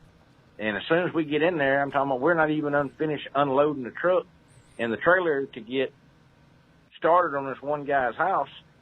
And the National Guard rolls up, want to know where'd we get that material from and who gave us permission to be here. I bought the material, and last time I looked, this is America. I don't need nobody's permission. That's the homeowner. Yeah. I don't get how they can do that. Why are they trying to secure a location? And obviously, you're actively trying to help somebody. The Ninth Ward, dude, it's like it's surrounded. I'm talking about they're not picking up trash. They're not doing none of that stuff. Like I said, I've got pictures to send you and everything. DW's got, like I said, me and DW met up while I was down there, and he said that the trash people were having a conflict with the city before it happened.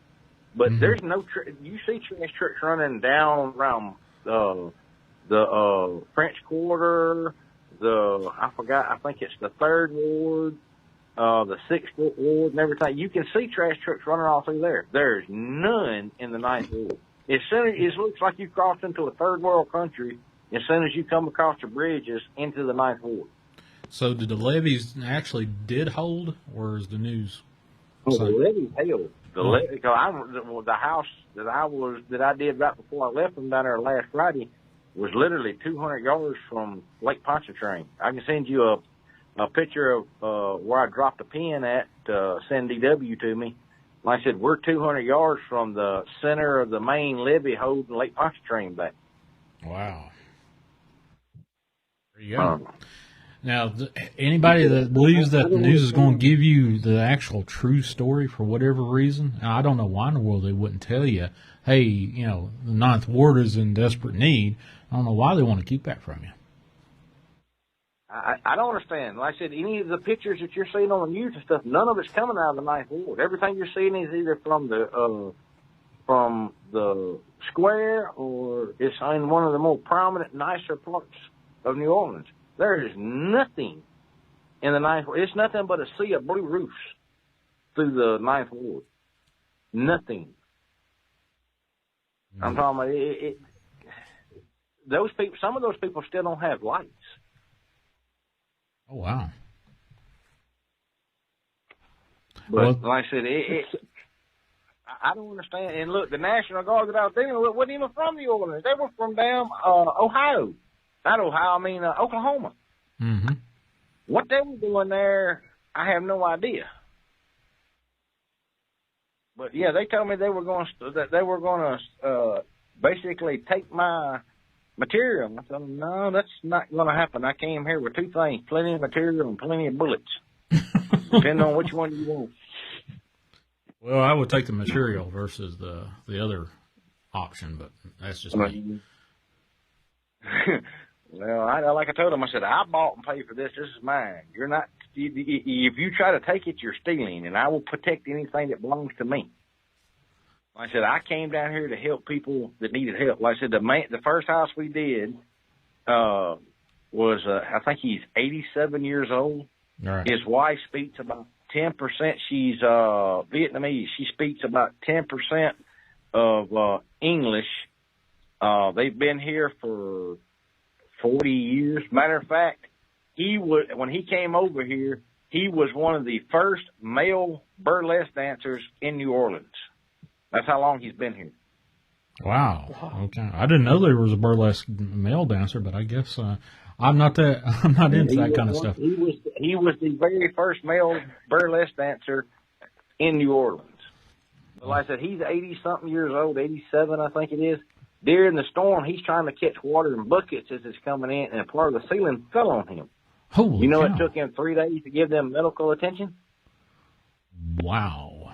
Did you take any first aid kits or anything down there with you? Oh, yeah. I brought class 4 trauma kits. I brought 6 of them with me because you don't know what you're going to come into down there.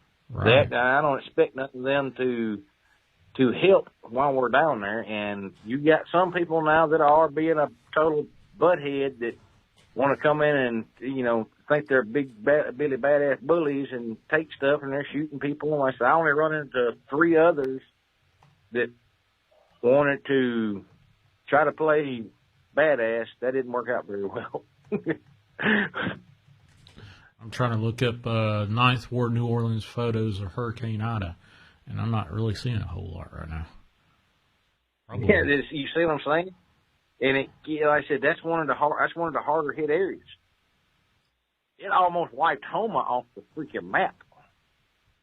Well, I got something right here. I don't know if this was from Ninth Ward. Oh, just a second. This is from The Guardian. Let me put this up on the screen for the folks that are watching this live. Let's change this over. I can't see anything while I'm on the phone. So. It looks like part of the side of a building just fell into part of the ward, into the street, is what it looks like. This is how bad it was. We had just got finished with one side of the house when DW pulled up. And he's like, oh, man, it looks nice. And I showed him a picture of it before. It was so bad, there was a full kid swing set that had done blew and buried itself into the side of his house and the roof. And we didn't know it was in there until we got in there and started pulling 2x4s and stuff out. We had to cut it out. Wow, that's how bad the wind and everything got. There's actually people that live in trailers down in New Orleans. They got trailers that look like they was gutted out. There's a few trailers. It's few and far between because, you know, they're not even if they're tied down, they're not going to survive the winds that come through there. Yeah, well, they got a picture of a fellow sitting on the steps, and it looks like it was actually bolted on the side of the trailer in the back, and the trailer literally, it looked like a wave went right through it. Oh. Right now, they're having problems with flooding down there right now. Parts of 10 Highway, we call it the 26-mile-long bridge. The big bridge there's parts of that are shut down now that's underwater right now. Oh, from the pictures, I can see where that is. It just looks like this is near a chemical plant down there, and it's underwater with these pictures. Yep. Well, I said, and see, none of the news is reporting on this, and see, that's what I don't understand what it's about. You know, why that is. You know, these people are, like I said, are needing some help. When I found out about it, you know, I talked around, kicked the idea around, and finally I called DW and told him, I said, look, I said, I'm up here. We got plenty of material at my local building supply. I've got as much as I can get on a trailer. And I'll be down there tomorrow. He said, you sure that's what you wanted? I said, dude, I'm coming. Move over, because here I come. I brought a whole crew down there. Oh, wow. That's interesting. Do you know of any place or anybody that you can contact if you want to donate to those fine folks down there? You know, me and DW were talking and working it out. We're trying to figure out a way. And somebody said, I don't trust the donation thing. There's too many of those people that get those, and all the donations don't go to the people that needs it. And we're trying to figure out a nonprofit that is working in that area. Right. So that's the other thing. People are getting run out of that area, and they're not wanting to come in. So the electrical company is riding around with. I've got some pictures of that. They're riding around with 2 Humvees behind them. And they're not cutting everybody on. They're cutting certain little neighborhoods on. That's it. Why, if you're there, I've not ever seen that before. Like I said, you've got 2 military Humvees going around with the light company, cutting different communities on. The earliest the earliest report I can get is from NOLA.com and pictures of the hurricane. That's about it. That's 2 weeks old, and heck, well, from what you're describing to me, it looks just about as bad as what they're saying 2-week-old pictures are showing. Yeah, it's not, the Ninth Ward has not been nothing done. Because like I said, I've only seen one other roofing contracting company in the Ninth Ward And that was 2 days right before we got ready to leave. That was it. Oh, wow. I have not seen.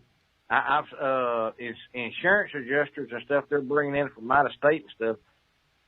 The house that we got finished with Friday, the insurance adjuster was there. I gave him other pictures that I had, and I told him, he said, well, you know, it's going to be 9 months before we can get any money out to these people. Well, I don't care. Send it to that man right there. I said, I didn't go down there to make money off these people. I didn't go down there to do any of that stuff. Like I said, I carried material down there, carried a crew down there with my own time. Like I said, it's not why I went down there. I'm trying to help people. I don't give a crap about the other. Oh, yeah. Like I said, 9 months to get a man his money to put it to just. I mean, you got to think about it. If you don't put a roof on your house, you can't do nothing else on the inside. Oh, that's true. That's absolutely true. Didn't you say something about a blue tarp? Somebody was. Oh yeah, there was guys running around down there put for two now 20 by 20 tarps. To put 2 of those on your house, they were charging $1,000. You gotta be These people kidding me. These people don't have hardly any money to start with. Yeah. I didn't know this until I got down there talking to the insurance companies and stuff. All right, let's say you have a house down there. You have insurance on it. Because it is a hurricane zone, I didn't know this because I don't have a house in a hurricane zone nowhere. Usually, like, your deductible on your house is $1,000 to have something fixed or whatever. If it's a hurricane, it's a $10,000 deductible. So if it didn't do $10,000 worth of damage to your house, you didn't even meet your deductible. Yeah, that's $10,000 out of your pocket. That's like the emergent insurance that once the Obamacare came into be. I've seen so many of these emergent policies where they literally they had $10,000, $15,000. Sometimes I've seen $20,000, $30,000 deductibles, and that's if you met, hey, I had a heart attack or something life-threatening and threw you in the ICU. And I'm like, well, yeah, it's cheap, but, you practically have to be literally dead and they have to revive you for it to kick in. And then you're still out a buku of money. So, this is, it's just a pyramid thing with all those insurances, especially after Obama come in and done this Affordable Care Act. Everybody needs to keep a listen to you, DW. I will be back with my channel here shortly. Like I said, I went out, you know what I've been doing. I've been out actually in the woods tracking stuff and stuff like that. But most of the people that listen to you, me, DW, they don't know. And I'm really bad about, I'm sporadic. I do things sporadically. I don't plan things out. That's a downfall of mine. But that's what I've been doing. Now, like I said, I've gotten pictures, I've got video. I was, like I talked to you, I talked to Bill. He's wanting to do a show where back in April when the people got attacked up in Tennessee and stuff, yep. I was up there.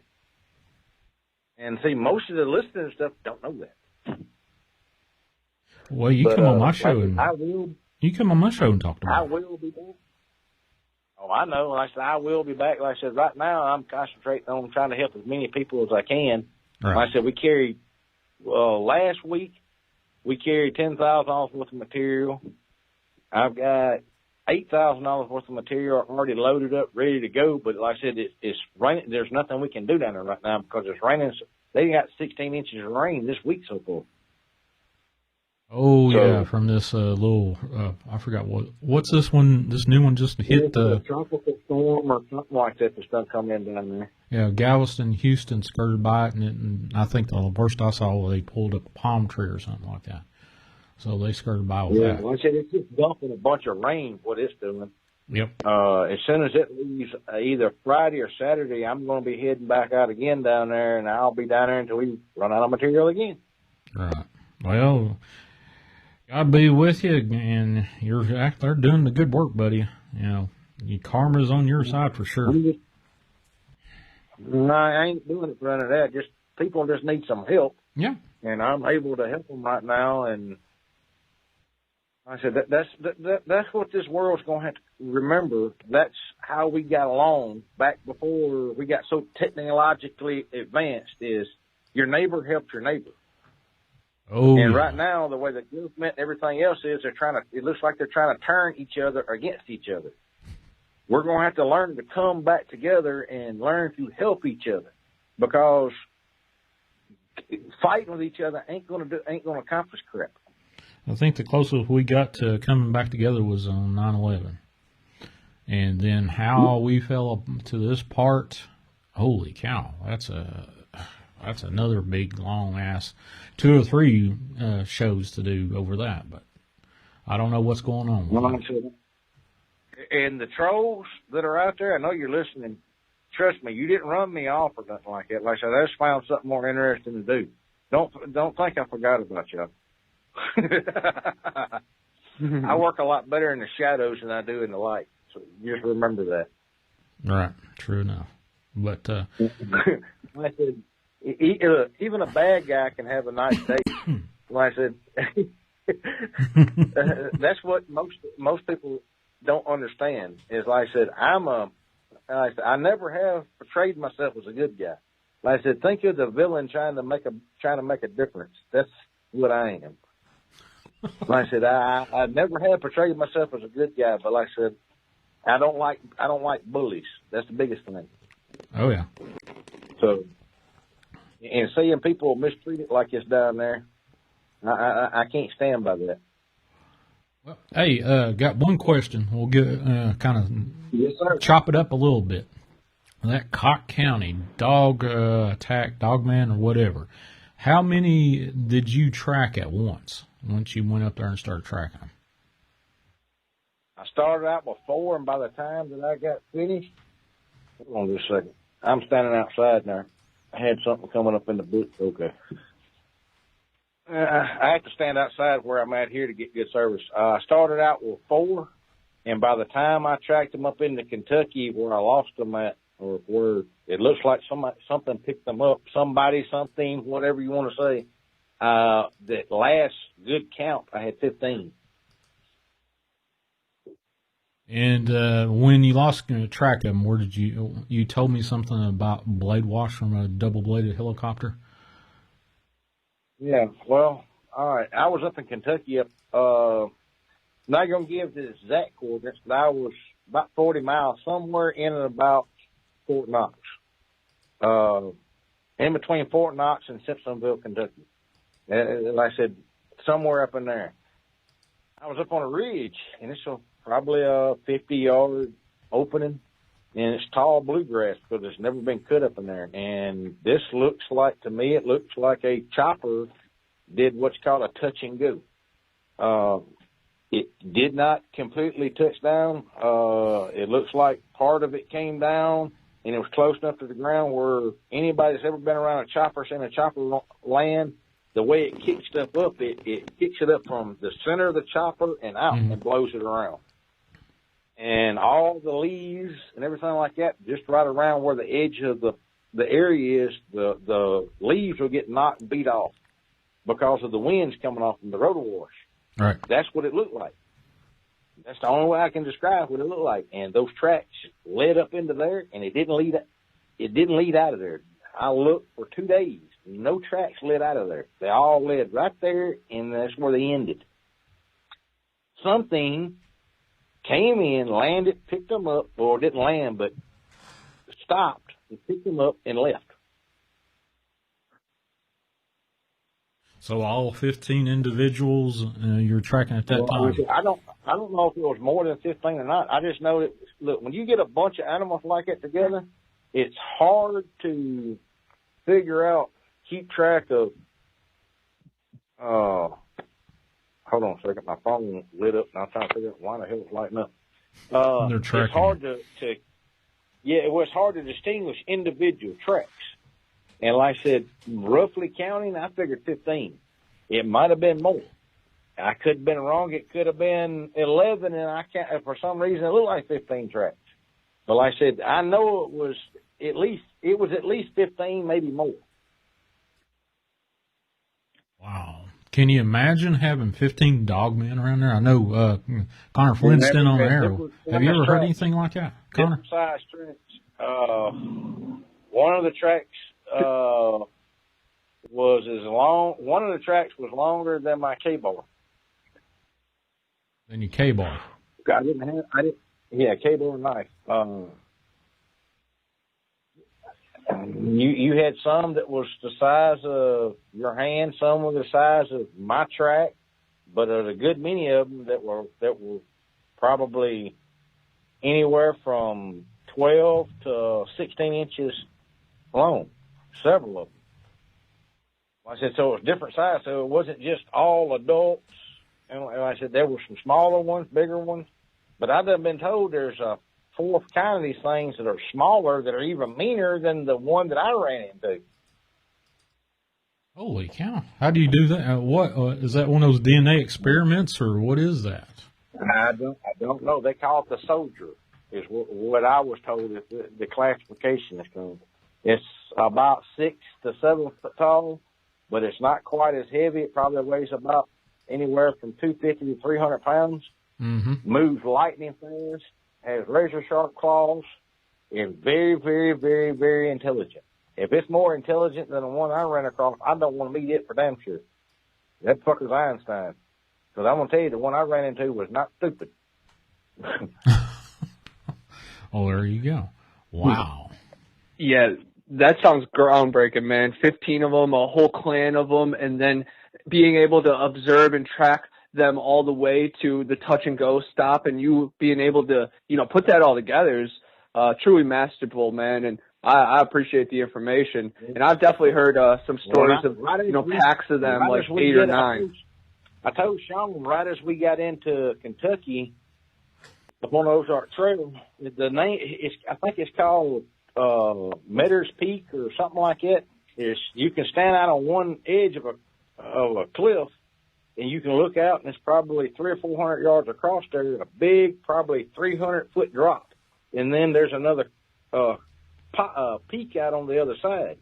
I watched these things from one peak. I was on one peak, and I was watching several of them go up in across to the other peak. One stopped. Was looking like I told Shawn. There's no way it could have physically seen me from that distance because I was camouflaged. But it looked like, I'm looking through a scope. It looked like it was looking dead at me, threw his nose up in the air and kind of like did a facial motion like, I told you to stop following us, and turned around and left. They knew I was tracking it. This is the other odd thing. They never once turned around and tried to come back at me. I stayed anywhere from a day to half a day behind them. I did that on purpose because I didn't want to get up on them that close. But this thing knew I was there. Not once did it ever turn around and try to disparage me or whatever, except for that one time. And about 2 days later is when I lost it. Well, I tracked these sun guns for over 10 miles. Easily.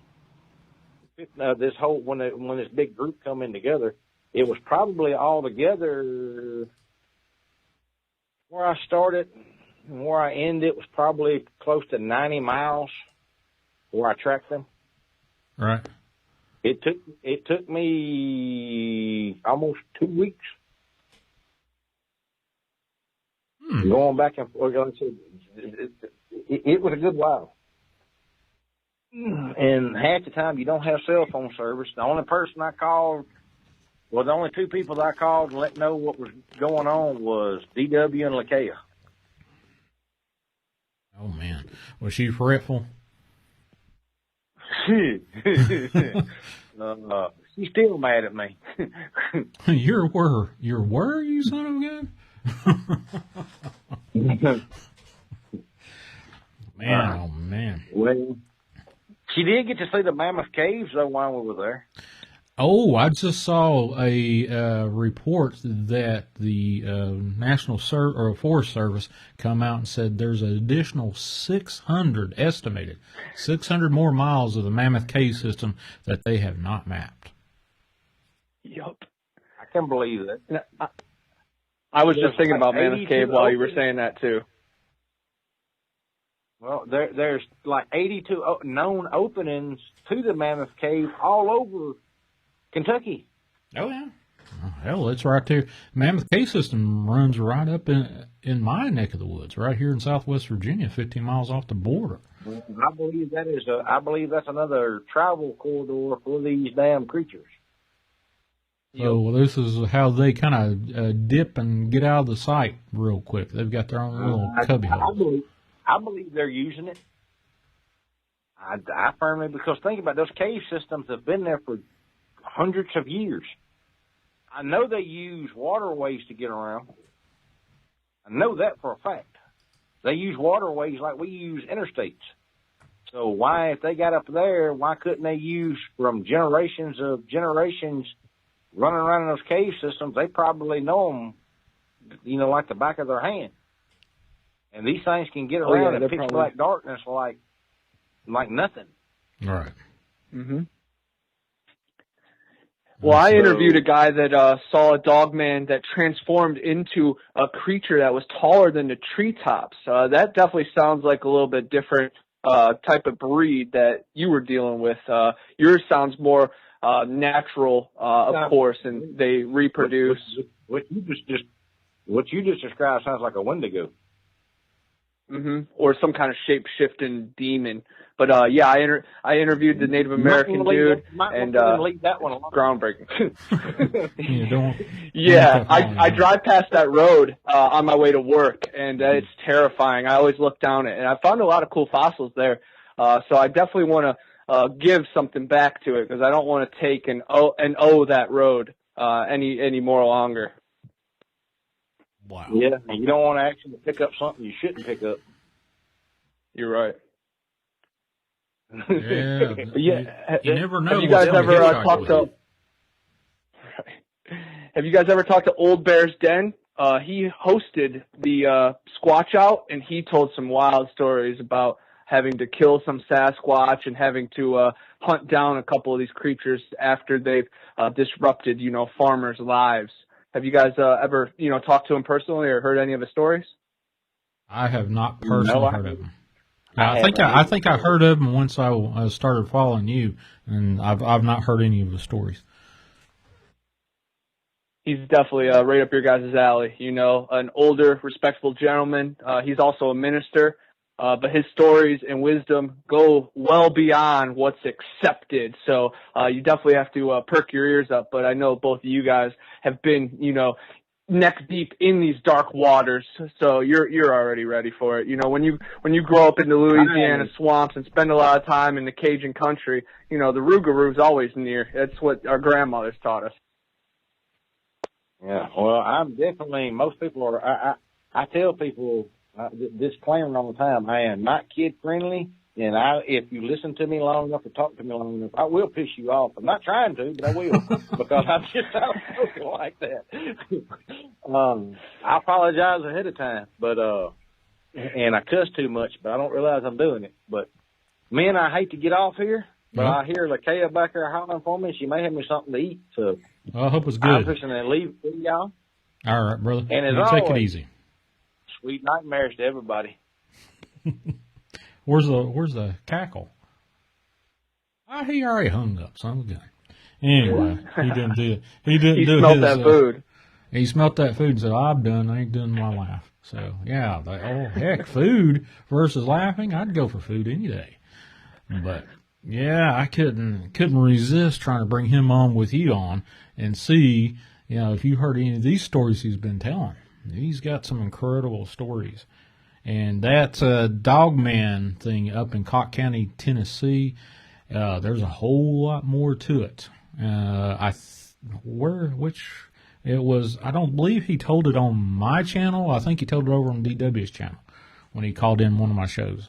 And he talked about tracking these 13, 14 strong Dogman pack up through there. And he was very graphic about how these bodies are found, and this male and female up there.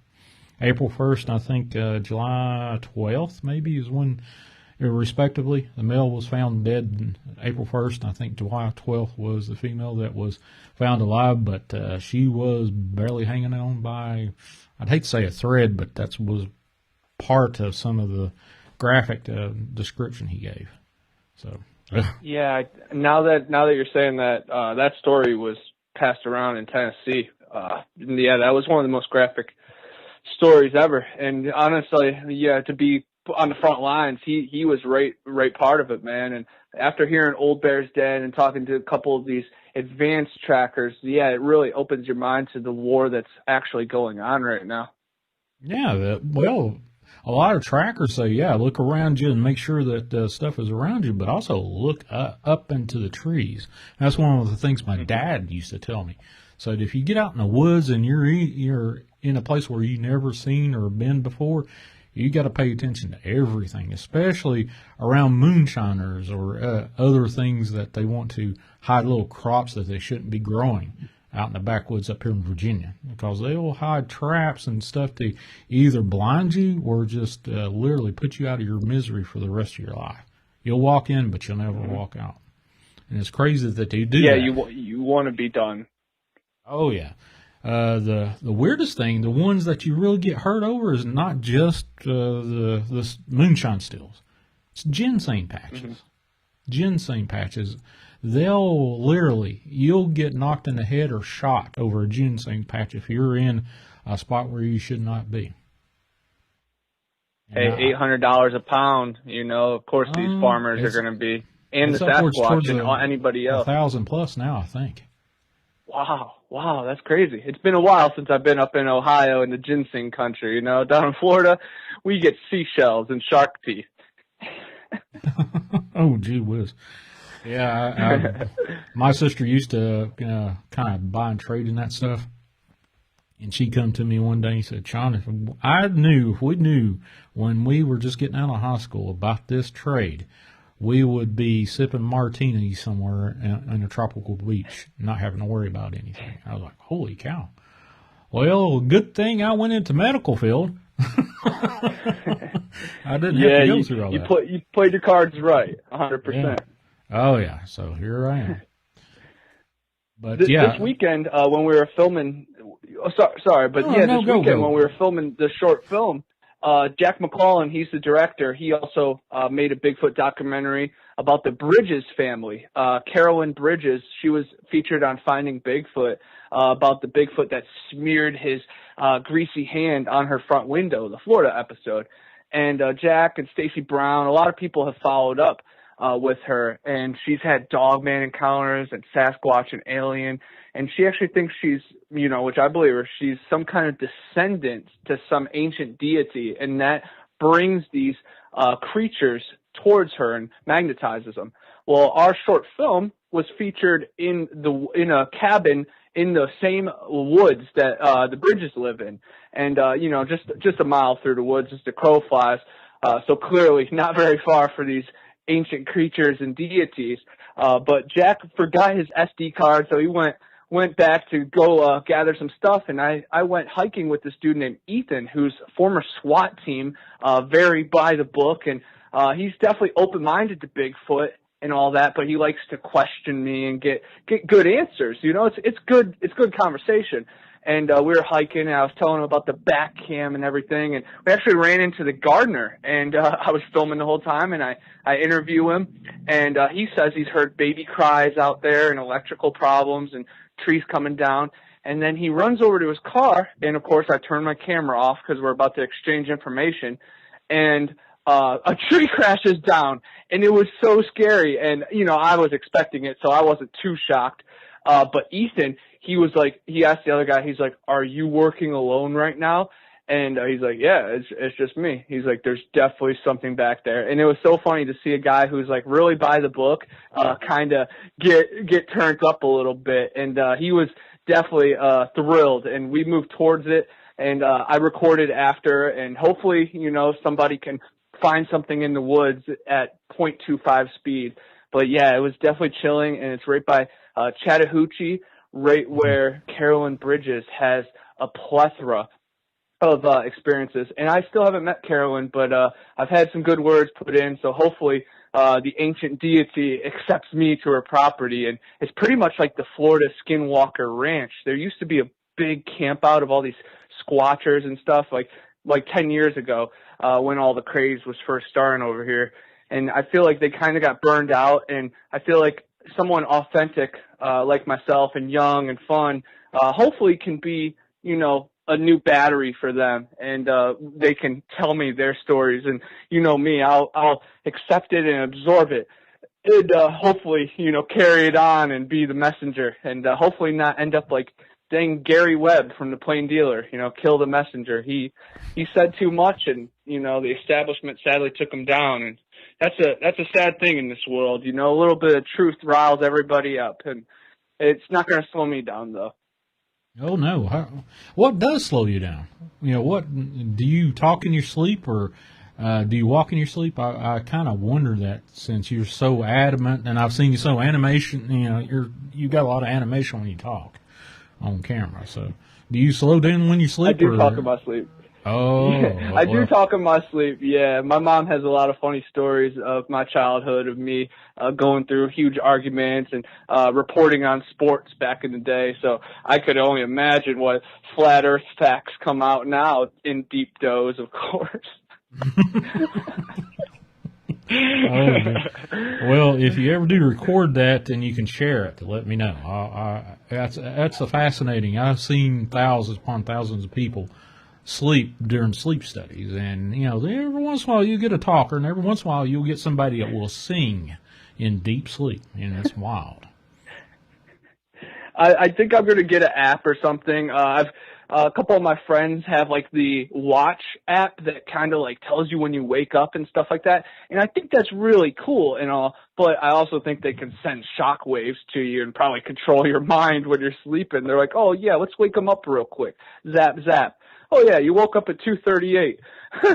Big whoop. Like, it's, you know me, I'm just trying to stay natural. But I would love one of those apps if I could, or I could maybe just buy a recorder, old fashioned style, and just set it up just for that.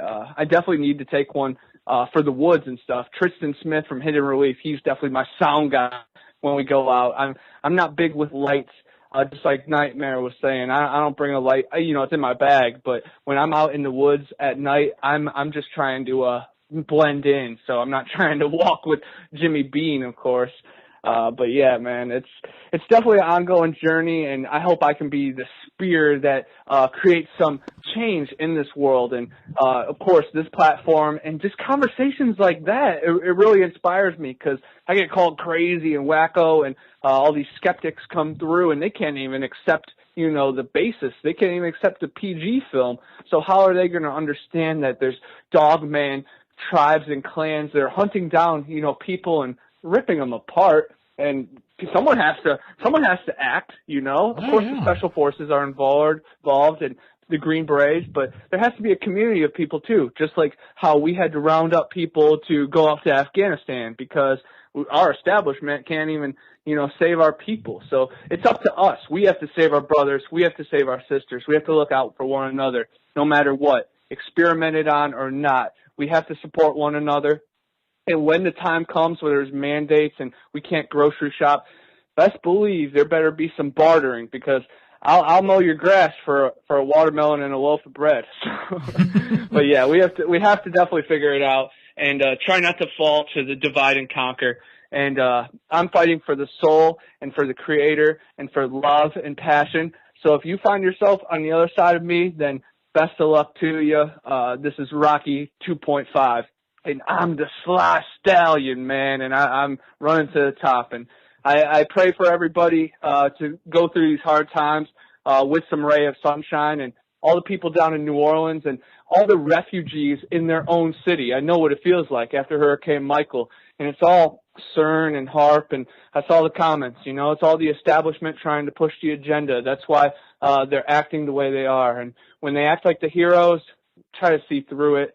And when they're leaving us out to dry, help one another. And all I can do is try to be that loud voice to try to inspire other people that they're not alone. because I know what it feels like to be alone. But hey, that's when you really work on yourself and fine tune. And once you're comfortable with yourself, then no one can tell you you're trespassing. You know, I'm a hobo, a home body. No one can tell me nothing. But I absorb as much as I can, but no one's going to boss me around. I'm a human being. I'm created in the Creator's image. Energy's never created nor destroyed. Coincidence is the only thing to never exist. So no one can tell me where my limits are, because you can't calculate the soul. You can't tell me what my dreams are. You can't figure me out, and I can't figure out any of you, and no, the world can't define us. So just keep pushing on and pushing the envelope, and make the skeptics scared. Inspire the artists out there, you know, inspire family members, and just spread love. And of course I get caught in the drama and fun, but really I'm fighting. I'm fighting for what's right. So if you ever see me worked up, then it's for a reason. And it's definitely a bigger war than what's in front of us, you know. So stay strong, and everybody definitely appreciate it. I'm already on a rant. Shawn, I appreciate the situation and the platform. Thanks for calling in the Gypsy Road earlier. And, man, Miss T, I want to leave with Miss T, too. Thank you for tuning in to a lot of my videos, and I hope you're enjoying my book. And you're doing a great job with your better half of Shawn G. So it's a special thing, and I hope everybody finds their second wing to their dragonfly, and I definitely am looking for mine. So all the ladies out there who are looking for paranormal stuff, hit me up. Wow. Take it easy, guys. Yeah, I know. It went to a dating call. Oh, my gosh. There you go. Well, we do all 1-800. Oh, I know.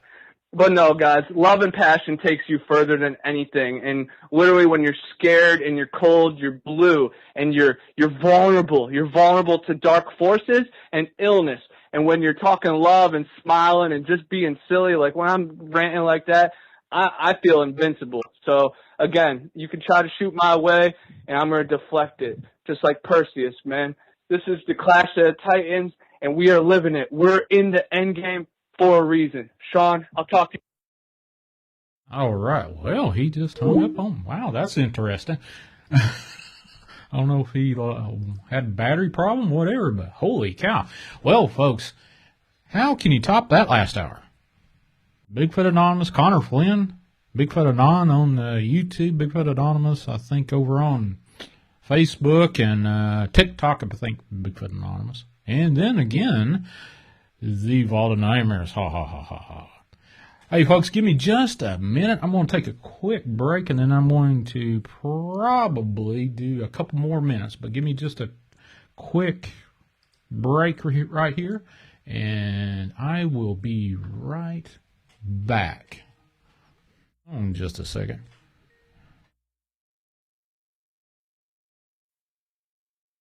Let's see. Hold on just a second. Hello, hold on just a second, caller, and I'll be right with you. Give me just a second, get you on here. All right, unknown caller, who are you and where are you from? This is Mr. D. Knuckles, Dave. Hey, Dave, what's going on, brother? I had posted a question to the chat, and I'm going to tell y'all something about that happened the other night. I was listening to your show the other night, the one when the guy was talking about lost time and the blue flash and so forth. Yep. And where I sit at my computer, I can see my front door. And I've got a glass door that I usually leave the main door open so I can see out that glass door.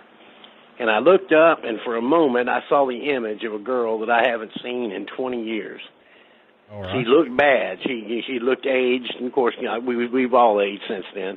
But she looked bad. She looked sick. And I found out the day after, not the day after, but a couple of days after, that she had died from the COVID. Now, this is the question I posed to the group. Have you ever had an experience like that, to where you look up and for a split second you'll see a face or an image of somebody, then you'll find out later that they had passed away? This happened to my grandfather. My grandmother's sister-in-law, Lizzie, they were tight. They were more like sisters than they were sister-in-laws or whatever. Mm-hmm. And my grandfather seen her come up to the gate, and she even said, "How you doing, Pa?" And he said, "Well, Dolly's in there cooking." Said, "Go on in." Then when he got up and went in the house, he asked Dolly, he said, "Well, where did Izzy go?" "Well, I haven't seen Izzy. Izzy hasn't been here." They found out the next day at the same time that she got hit by a train and killed. Oh, that's on that same level as you get calls from the recently deceased, too. You know, that's just spooky to me, but do I believe that? Yeah. From my perspective, what I have seen is when people are about ready to pass, mostly I've seen it in the hospital, but I've seen it in my own family, that they start seeing folks that had passed before them. And they start talking to them. You may not be able to see it, but you can see one part of that conversation. And it's absolutely real to those folks. So I believe that you have had that experience, and other people have had that experience, that they see somebody that just departed that you don't know that they have departed, and they decided, hey, I want to go see. Maybe as they are departing, for whatever reason, you were on their mind, and that's where they were taken. No, see, that's what gets me. The girl, I hadn't seen her in over 20 years. Her husband and them, they had moved back to Michigan. They came down to Florida for a little while, and they couldn't make it here, so they moved back. And outside of the hay on Facebook, actually, I guess it wasn't even Facebook back then. It was MySpace or whatever it was. Mm-hmm. But after a hay or something on that, I hadn't talked to her anything in 18 years. Why she would appear to me, I believe that we're all connected. That, even people you may have never met, just, talk to them on the internet, on a phone call like you or me. I believe there's a connection there. But why they would come to me, I don't know. That doesn't make sense to me. I mean, if I could say, well, I seen her, and then her sister who lives out in Wyoming didn't, why me and not her sister? Right. It's just odd the way things happen, I guess. But I thought I would share that and ask the group if they've ever had that type of experience. I know, I believe it was Royds or one of them had commented, and they've often like they'll think of somebody they hadn't seen in years and years and years, be on their mind, and then just happen to meet them. Oh, I was in town for a couple of days and that kind of thing. But the death part, though, kind of got to me. It's like, I don't believe in ghosts, but it's odd the way that things like that happen. Well, the thing of it is people don't believe in ghosts. They don't believe in the supernatural, but they believe we have a soul and we can go to heaven or wherever they believe that we may go, if they believe in that aspect. Well, why don't you believe in ghosts if you don't? Because I believe in soul sleep. I believe that everybody that has ever died, with the exception of Jesus Christ, is still dead, and they're waiting on the resurrection. Yeah, I get you. I get where you're coming from. Yeah, sure. Yeah, I can see that. I've seen people that talk to people that have believed that for sure. But like I say, why these things appear? It struck me as odd. I thought I'd call in and let y'all know about it and ask the group if they've ever had that experience. Here's my perspective concerning these things. Can God allow somebody to come back and visit you for whatever purpose? Sure, I believe that all day long. God can do whatever He wants to.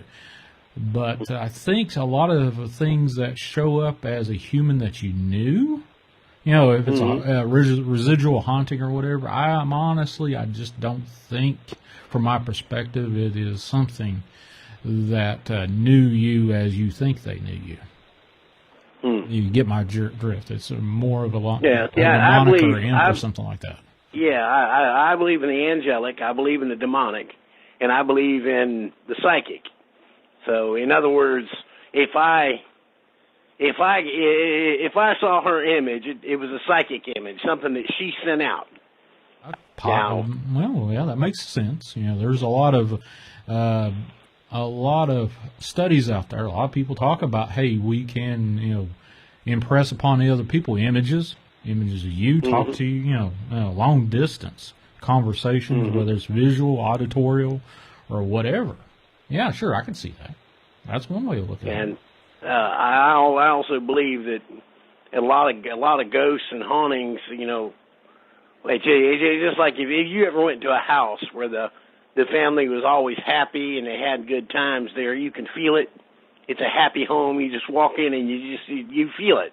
It's the same way with some place that's, you know, maybe somebody died there in misery or was tortured or stuff. You can feel that too. And I believe a lot of hauntings. It's like a lot of times in those old castles, they'll have a haunting, you know, and it'll be the spirit of somebody that's walking around. Well, I don't believe that's their spirit. I just believe that the stones of that castle kind of recorded that image. You know, it's sort of like a granite bedrock, you know. Like stuff like that. Yeah. You know, it's like somebody asked me one time about ghosts in the graveyard. Like, well, usually in a graveyard, you've got all this marble, all this stone, you know, that will absorb images, and you've got people that when they die, they go there and they mourn. I mean, it's a lot of negative thoughts and feelings are recorded by that stone. So, you know, if you go to a graveyard and you see a child, well, if that child was buried there, you know that mama was there crying her eyes out. And the same way about the lady in white, they always see her at the graveyard. Well, I'm sure that she might have been the mama that was crying. There ain't no telling. Yeah, well, there's all kinds of ladies in white across the world. You know, that kind of stuff. Is it something that is, are there a brethren or a sisterhood of these imps, these demons that look like a lady in white? Possibility. Yeah, you raise an interesting question. That's for sure. That's like the shadow man. It's like, you know, here in the United States, most time they see the shadow man. He's wearing a cowboy. He's dressed like a cowboy. Right. But if they see him over in England, he's wearing a top hat. It's like wherever you are, it kind of affects the way the shadow man looks. Well, you got several people that see this thing called Hat Man, and over in America too. You know. Yeah, I have. Yeah, the Hat Man thing. You know, this is America. You know, I believe that they see the Hat Man. Have I seen a Hat Man? Maybe here recently, and I'm still kind of debating whether or not it was a Hat Man or something else. But it certainly got a rebuking from me, and I haven't seen it since, thank God. But what is a shadow man in your opinion? Is it a ghost? Is it a demon, or is it something other than that? Interdimensional? Perhaps, but what gets me is the way that it kind of looks like differently in different regions. It's like if you saw one here in the United States, like the one I saw, my daughter called me to the window and showed it to me. It looked like the shadow of a cowboy walking across the back of my property. And then if you were in England, most likely he'd be the shadow of a man in a top hat walking across your backyard.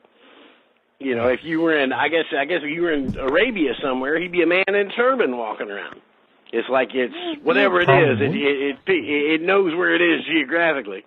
Right. Well, you know, back in the day, the succubus was this little witch or this little imp or this little demon that was on top of your chest, sucking the breath out of you.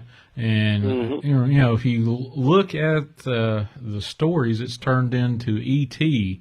Little Gray's coming in and stealing you away. You know, I did a lot of research when I was in the medical field, researching and doing sleep studies, and that was what they, you know, a lot of the dream stuff, the dream research I came across. The succubus was one of those common threads that was boundless by culture. They always had about the same description, they just called it something else. I told you about that tent Bible meeting I went to down there in Miami. And, oh boy, he had brought a succubus back from him with him from Vietnam. Had been tormenting him, and you know he'd been in and out of the hospital. It was just wearing him down. He looked like he had the cancer. And he went to that tent meeting with his mama. I guess his mama made him go.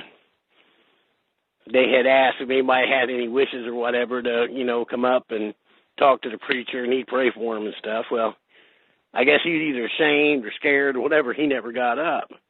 Well, after the meeting was over, and I was standing, probably about 15, 20 feet away from him, the old preacher come down. He knelt down by that guy and he said, I can see you've got this thing and you've had it for a long time. Right. And the kids looking at the preacher like looking at his mom. Well, did you tell him or what? And he said, would you like to be rid of it? And the guy shook his head. And he said, well, in Jesus' name, I cast you out. And when he said that, a wind blew through that tent, knocking over chairs. Whatever it was, he got up out of there quick. But he run it off, whatever it was. I don't know. The next night I went to the meeting, and the boy and the mama didn't show. And I asked the old preacher as he was cleaning up. I waited at the end of the service to talk to him, and he was getting his stuff ready. And I asked him. I said, "What was it that happened last night?" He looked at me. He said, "Brother," said, "you seen it the same as I did." He said, "You know what it was." He said, "You may not admit it, but you know what it was." He went right on back cleaning up. Well, he run it out of there, whatever it was. Oh, man, anything that's supernatural that I have seen and witnessed with somebody else that obviously, that disturbs their grasp of what's reality. And if anything pops up in front of them or they experience that really just messes with their reality, they sort of have this blank stare, and then all of a sudden they just forget about it. Well, I didn't see a damn thing. I know Preacher Scott told me he done a lot of missionary work down in Haiti, and there was a gal there, and she got possessed, messing with the Ouija boards or whatever it is they were doing, drinking chicken blood. Yeah. And she got possessed, and he was going to cast out that devil. And he called for strong men to come and hold him. And they had, these young guys come up, were holding on to her, holding her down. He was casting out that demon, and they were shrieking and stuff. And Scott said where he had hold of her arm, holding her down to do this, he said when he lifted his hand, there was bite marks underneath his hand where his hand was, that he knows she didn't bite herself. But he cast it out, and then about 3 or 4 months, she went right on back to the voodoo and got back in it. So, wow, I don't know. I guess some people, I don't know. What is the attraction? Do they want to? They came from it for a purpose. So what attracted them back? I don't know. That's. I imagine it's a lot of peer pressure down there. I mean, that's their religion that they practice. So, Oh yeah. Mama might have boxed her ears for going and get the thing cast out in the first place. I know they say it's a sign of power or what, but it gets me too. It's like that boy in the nut house. I seen him when he changed. That was some scary stuff. He was flipping us around, and me and 2 or 3 orderlies and security guards. I'm talking about big fellas, and this kid, he didn't weigh 92 pounds soaking wet. And it took over all we could do to hold him down, and the nurse was giving him shots of sodium amytal. Oh, wow. And she had already, she'd already given him enough to knock down a bull. And the doctor came on the ward, and he said, well, shoot him till he passes out or dies one. Well, we can't turn him loose the shape he's in. He'd have killed somebody if we hadn't held him down. I mean, he was just that violent. So I don't know. I have heard stories of folks that, for whatever reason they flip out and they're trying to dig their way through a fire door and they have to hit them. And, it takes a lot to, at least slow them down to the point where they're not trying to hurt themselves. We had people come in, they bring them right in off the street. They were on like PCP and stuff. And, they had broken handcuffs, and they'd snap leather restraints and stuff. I mean, the only way you can put them down is chemically, and most of the time it takes 8 or 10 times the recommended dose to put them out. Right. But, that's amazing what the all right, brain but I can just do. wanted to call in and share that with you. I'm going to go ahead and let you go, let somebody else get on here, but I thought that was odd that I'd seen that girl, and like I say, I hadn't seen her in 20 years. I hadn't even thought about her in probably 15. You know how life goes on and you forget about people. Apparently she hadn't forgot about me, though. Yeah, apparently not. It's hard to tell what that I can guarantee you, buddy. Once we shed this coil that we've got, you'll know. You'll know what happened. Definitely from yes, brother. But definitely keep up the prayer work, and thanks for supporting the show and calling in. And Mr. D Knuckle, you are just I appreciate everybody. So I appreciate you. You are vastly appreciated by everybody I've talked to that has heard your show. I mean, it goes both ways. You know, I say, yeah, you listen to Shawn G? Yeah, I listened to him the other night. Man, he's got some good stuff going on. So I appreciate more power to you, brother. All right. Well, you have a good night, buddy. I'm going to go ahead and answer too, this one-man band answer here. Take care. Good night, brother. Good night. One-man band. What's going on, brother? Nothing, man. What's going on with you?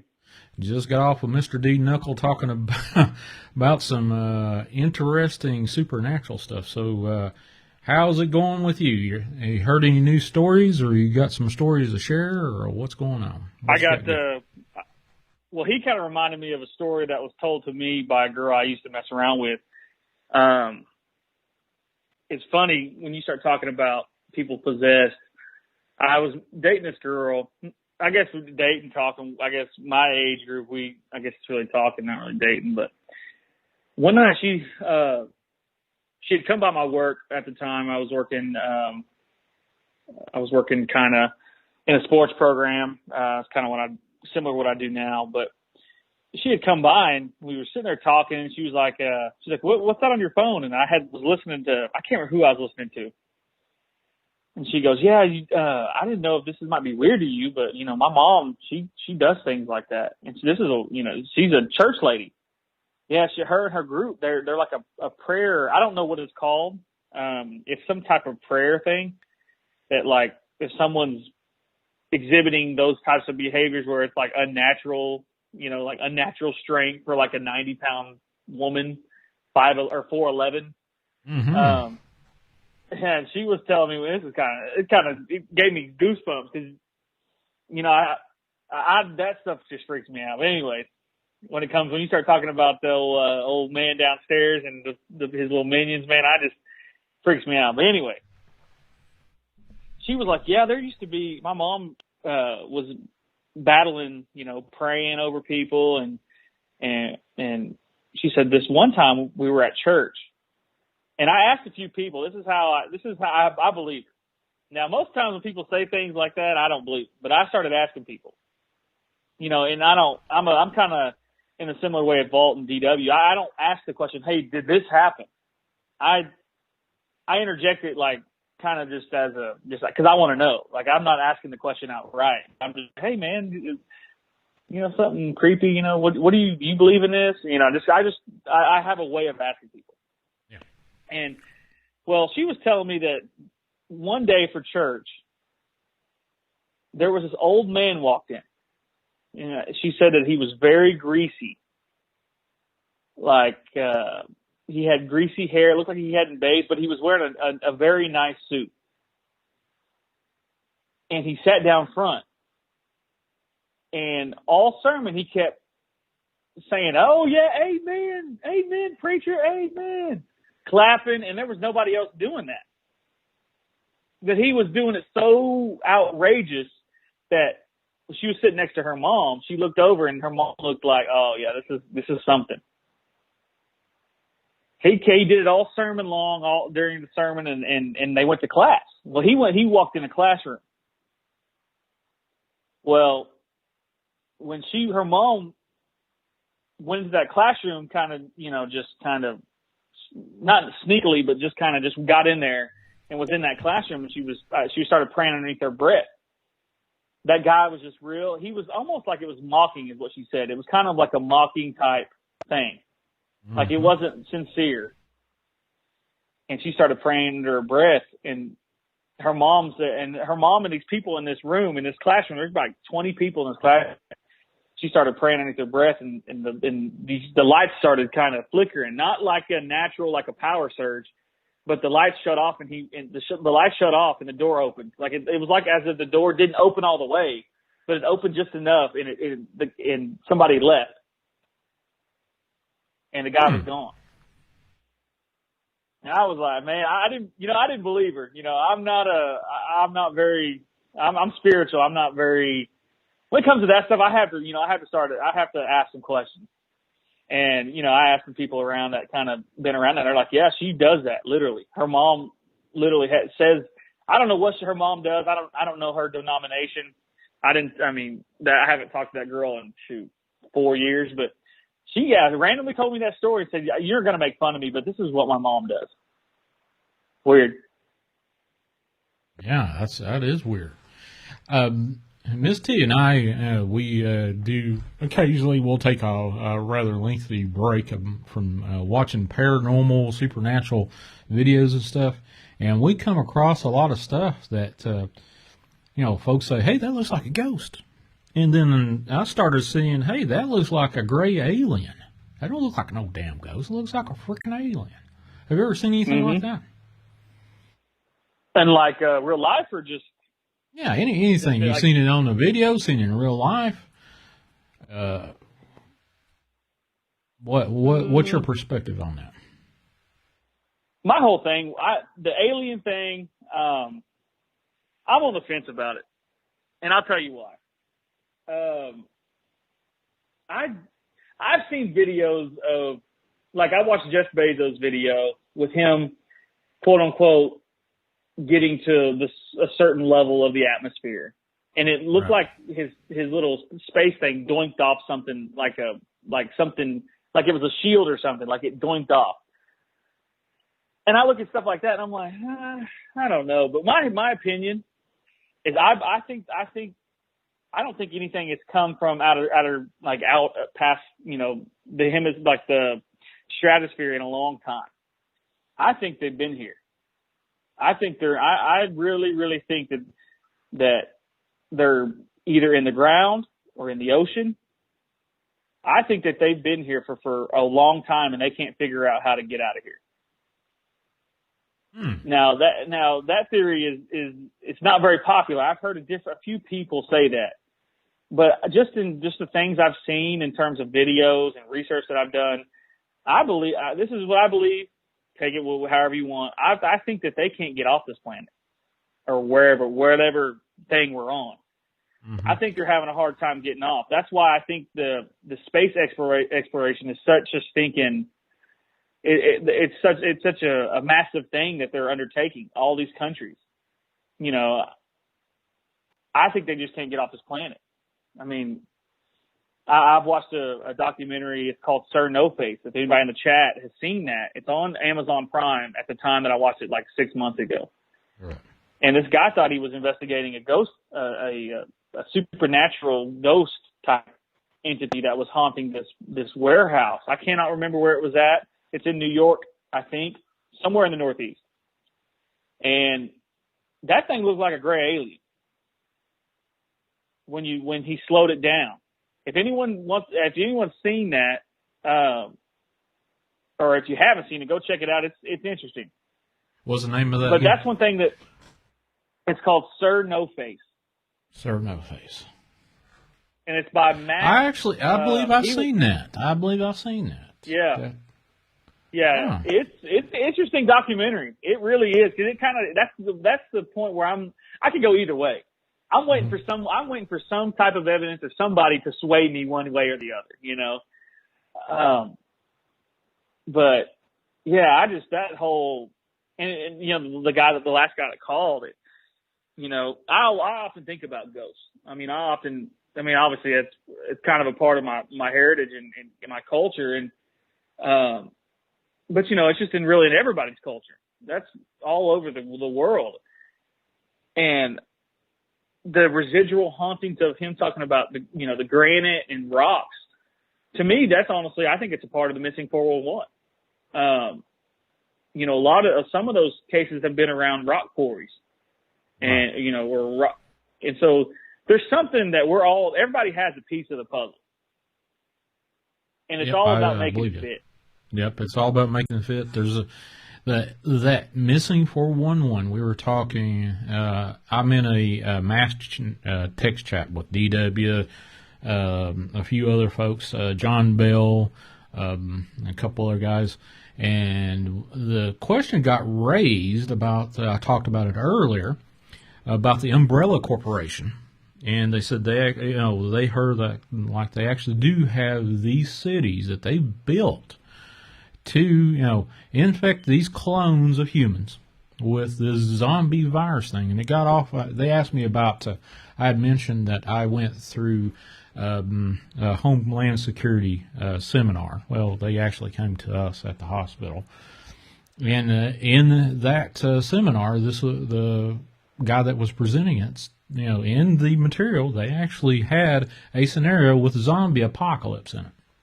And he kind of tongue-in-cheeked it. Yeah, it's in here. We got to talk about it. And, I said, yeah, they have that in there. And, we kind of started talking about this umbrella corporation from the zombie movies. And apparently, from what I understand, they have these secret little places, and when the infection blows through them and they all zombied out, they go in and dispose of them and start all over again. For what reason, I don't know. But it's just intriguing. That's $1 million question. Now, do I have proof of that other than, my usual, I saw this on the internet thing, or I've talked to other people? That's about it. It's like saying, hey, I had a near-death experience. Well, do you have any proof of it? Well, I've got a missing leg here. That kind of gives me hey, I've got the key to the door right here. That kind of lets you think that, well, yeah, okay. But other than that, no. So yeah. It's one of those things. I believe this pop culture crap that you see on the news and on movies and whatnot. They talk about everything from under the sun, space travel, Star Trek, you name it, cloning, zombies, and I believe they're not making up. Bigfoot Anonymous, Connor Flynn, he's mentioned it before, said, they don't make up stuff. They just, copy it from stories they heard that's actually, in black budgets around the world. Yeah, I mean, I'm like I said, I'm not connected in any type of way about any government stuff, but I found it quite interesting. And I think that that's one thing about the occult is they have to reveal a part of what they're doing or it doesn't work. And, with the CDC coming out actually a month ago, coming out saying that, oh yeah, or no, I'm sorry, not the CDC, I'm sorry, Amazon. You got to be a little careful about talking anything that has to do with. Yeah, just to let you know. Sorry, exchange the words around a little bit there. That's all I'm asking. The overlords. I did not mean the 3-letter alphabet. That's not who I was talking about.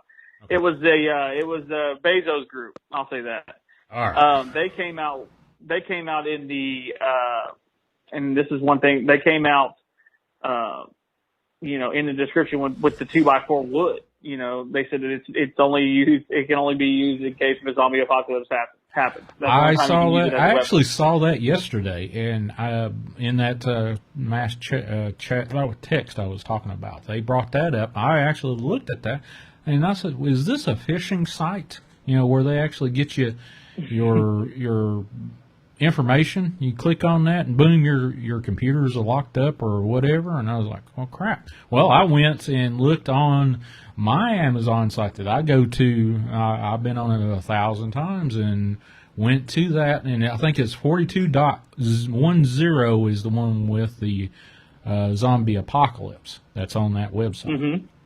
And on the other website, the one that I actually have been to 1,000 times, there is no double digit after the decimal point anywhere in that that site. So I kind of said, well, I kind of wonder if this is actually real or not. Is it? I don't know. We'll see. Who knows? Yeah, who knows? I mean, I went and actually looked at the link.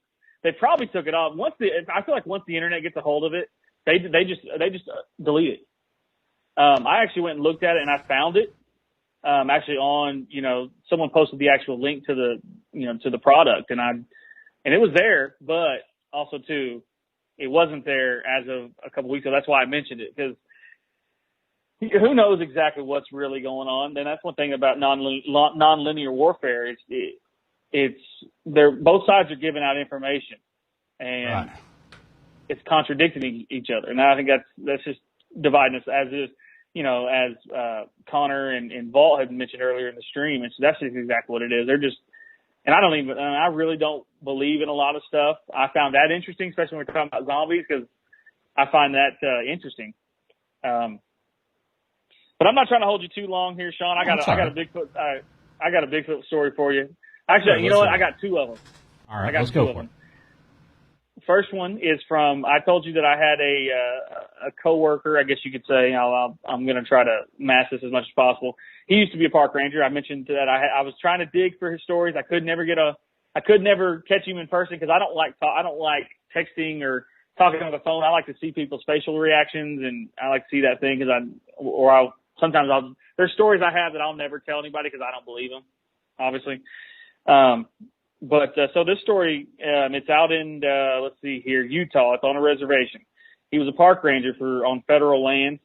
I'm going to just give you the short and sweet. He was walking out, because there was a alleged, gang, I guess you could say, or Mexican cartel in the area, and they was trying to bust it up. Mm-hmm. He was walking in the woods, and he was off kind of the side of the trail. There was a game trail that he was traveling down. And he was kind of off to the side of it, and he heard footsteps. He said about 100 yards away. And I believe him when he says 100 yards away. I mean, because I guess it's because maybe the way he was saying it, like in his face, he's a pretty joking guy, but he was solemn, and you could tell in his face. I was just like, man, this guy, I think he's telling the truth. Anyways.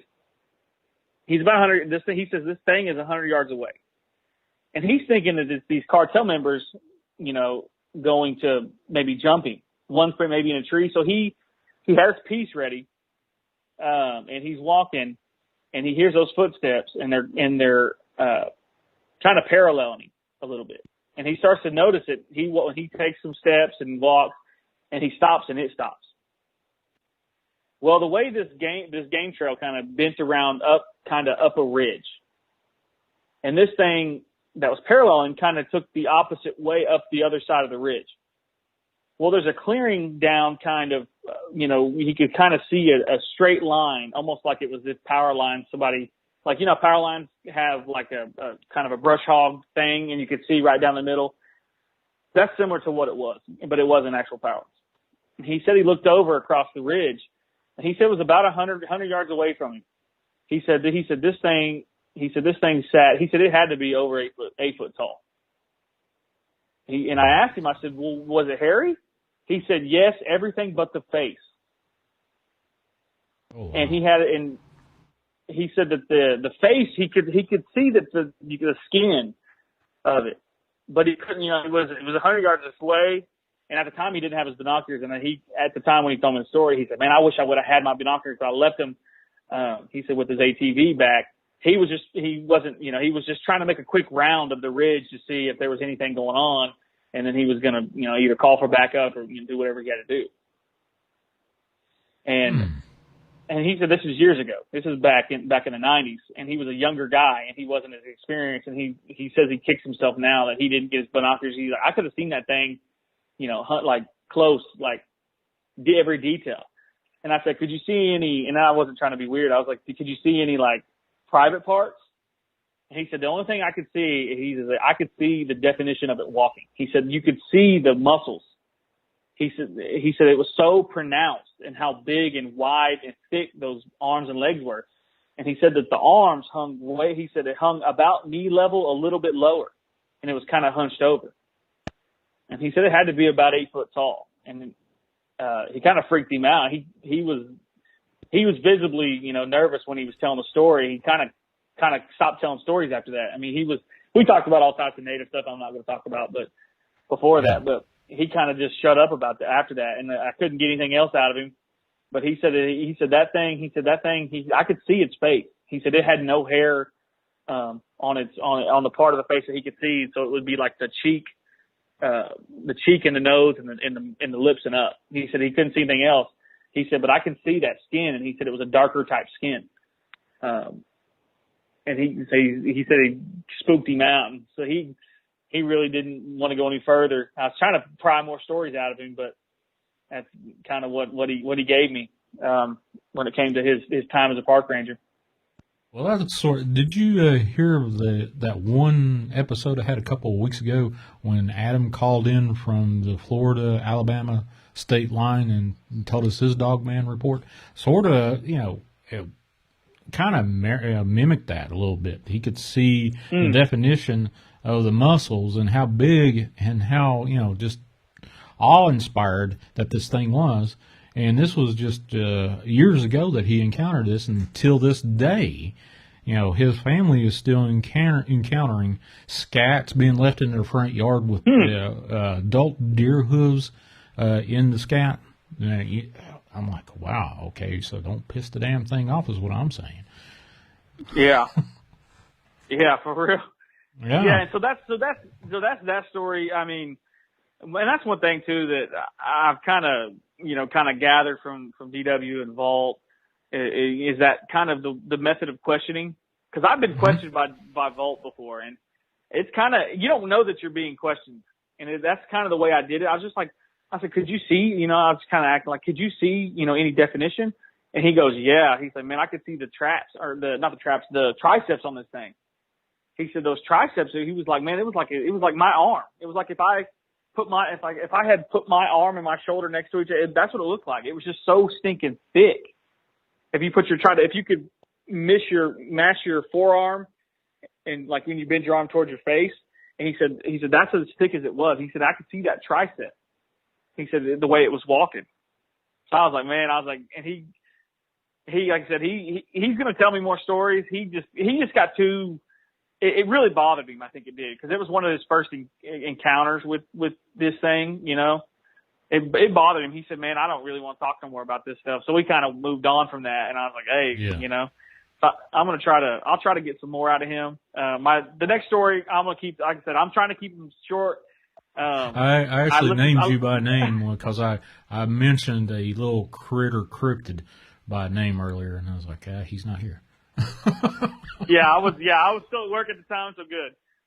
No, and we talked about that too, and that's one thing that there's differing opinions about it through our Native community, and we were talking about that. He said, "Why you get so spooked out about it?" I said, "Man, I've just dealt with these things so many times in my life. I've been tricked around and on trails, and it's just weird things that have happened. I've had family members that have been gone, that have been lost, quote unquote, lost all day, and then the sun's still up, but they can't tell, and then they get home and it's like, hey man, you've been gone for like 8 hours. It's like,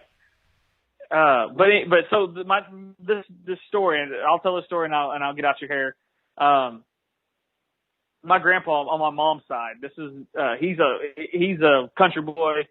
They own a big old ranch. They own a ranch, kind of north or kind of southeast of where I'm at now. And, right. He was telling me a story. I asked him, I said, Papa, when's the last time, have you ever seen anything out there? And he's real big into Bigfoot. He listens. He may have listened to some of everybody's shows. He says, man, I heard this story and he's like in his 70s. Yeah. So he's like, man, I was on YouTube and I heard this story and I couldn't believe it. It made me so scared. I was like, what was the name of it? He said, I don't remember. I can't figure out how to listen to it again. So kind of got to show him. But so I asked him one time. I said, think about any time in your life and tell me have you ever maybe, because he's been out in the woods forever. He said there was one time. So my great grandpa, when my grandpa was first dating my grandma, my grandma's dad said, hey, you can go out hunting, but don't go past a certain point. He said, I left a barbed wire strand that links up to our whole property, and it's about 6 foot tall, or 5 foot, 5'10", or whatever he said. He said, it's off the ground. He said, you'll know it. You'll see it. He said, do not go past that point. And my grandpa was like, okay. Well, he didn't ask. He just said, okay, he's a young guy, maybe mid-20s, late 20s. And he's like, okay, well, that was weird. So they go out hunting, and they're coon hunting, middle of the night. And they're going, and they're traveling through these woods, because there's plain parts of my great grandpa's land. We still own it to this day. It's vacant, sitting vacant now. It's all these acres, and so he's traveling down. He's going through some rough parts. He's going through some prairie type land. He's going up some hills, and this is a lot of land I'm talking about. Well, as you get past the forest, there's this. It goes into like soybean farms. Well, right as he said right as where he could see the barbed wire that was about 5'10", 6 foot tall. He said, "Man, there's a coon right there. He could hear it." He said he could pretty well tell, a coon. Well, so he let the dogs go, and the dogs took off past that barbed wire. And he had a choice. He said, "Well, I guess I want to make sure I go get them." He said the coon dogs took off. So he goes underneath him and his buddy. I'm sorry, I forgot to tell him and his buddy were back there, Mm-hmm. and they both let the coon dogs off. And so they get back there, and they're following these dogs. They can hear them going crazy. I mean, absolutely insane. And he said, it goes quiet. Those dogs shut up. And they could see the coon up in the tree, and the dogs were kind of just whimpering. And, when they get something up in a tree, they start making a certain sound. And he said that he looked up, and he could see that coon. And all of a sudden, out of the corner of his peripheral, he hears this grunt, and it's like a whoo, and it's a low growl. And him and his buddy look at each other, and the dogs were already gone. They're already they left. Like when they heard that grunt, those dogs ran back to where they came from. And my grandpa and his buddy looked at each other, and they was like, "What the hell is that?" And he said they could hear it. It was low, real, real low. It was like it was almost. And people talk about infrasound. I'm thinking that's probably what he heard, Right? Because it's either a fight or flight. And he said that growl, so they took off running. Well, my grandpa remembered the barbed wire, but his buddy didn't. And his buddy got clotheslined by that barbed wire, split him open. And they got back up to the house, and he was like, "Hey," when I told my grandma's dad, my great grandpa, he's like, "Hey," he's like, "Man," he's like, "There's something out there." He said, "I heard something. It was growling at us." And this being back in old days, he goes, "Yeah." He said, "There used to be an old fellow down there that used to roam the woods. I think he has a house down there." Well, there ain't no, and you think about it, I think that's his way of saying without freaking my grandpa out, or my papa, without freaking him out. He said, "Yeah, there's a fella down there that likes to be out in them woods. I think he's got a still out there." And my papa was like, "Nah," he's like, "I don't know. That thing," he said, "that guy was growling like a deep growl." And it was, he's like, "I don't know." He's like, "I don't know about that." And my grandpa and my great grandpa, he was like, yeah, because he said that he went out there a few times, and he said he heard that. And when he said he put that there for a reason, because he said he realized that once he got past a certain point, this thing would growl at him. But he always thought it was this old. He said that there was an old guy, old black guy back there that used to run steals back there. But he said he never seen the steals, so he just assumed that's what it was. I don't know, but he said he had to put that barbed wire up to let everybody know, whoever hunts his property, that don't go past that barbed wire, because you're going to run into something back there. Yeah, it's crazy. Yeah, well, there's so much out there. I grew up listening to a place called the Monster Road. It was, out toward, you probably wouldn't even hear any. I've got some interesting roads around here, like Crab Orchard Road and, let's see, what else we've got around here that's so, let's see, Crane's Nest, that kind of stuff. Roads around here like that. But Monster Road is supposedly, I've heard two different versions of it. And actually, the second version I heard from somebody that's local that was listening to my podcast live, that lives, a town away from me, and told me another version of it. And it's either a World War I veteran or a World War II veteran that got disfigured severely in the war, and he had an old cabin or old spot up there on that Monster Road. Well, there are actually three versions now that I'm thinking about it. And, you've got, it's a secluded little spot up through there. And you got the carloads of boys and girls going up there to do whatever they teenagers do, with hormones. And this veteran or monster or whatever you want to call it comes up and scares them off. The third version is there's a Bigfoot up there that does the same thing. So there's all kinds of, is it true? Yes and no. It depends on who you're talking to. I heard it from a couple of Bigfoot versions from people that are so skeptic. Oh, there's moonshine stills up there. There's old moonshiners up there that want to propagate and keep everybody creeped out about the monster road. So how much of it is real? How much of it is not? It just depends. I'd say there's a lick of truth to a lot of these tales for sure. Yeah, I believe it because my grandpa, my great grandpa's land, it's still in our family today. Like I said, nobody lives there. It's hundreds of acres. It takes a while to get to that soybean field, and there's no access road. It's all, you're going straight through the middle of his property to even get to this spot because it's on. It goes on and on. So that's why I'm like, when I asked my papa, I'm like, that's, do you think it was, something, Bigfoot? And he said, I think it was. I think that he didn't have a frame of reference. My great grandpa he's speaking about. I don't think he had he's an old country boy too. The great grandpa, he was born during he was born during a real rough time, in our country. Mm-hmm. And, he had no frame of reference. He didn't read, I guess quote unquote ghost stories. And he just thought it was a guy, especially in that time frame. He said the racial disparity of everything. And wasn't, it's a small rural town and where they're from. I don't know. My grandpa, I think it was because he said, ain't no man make that noise.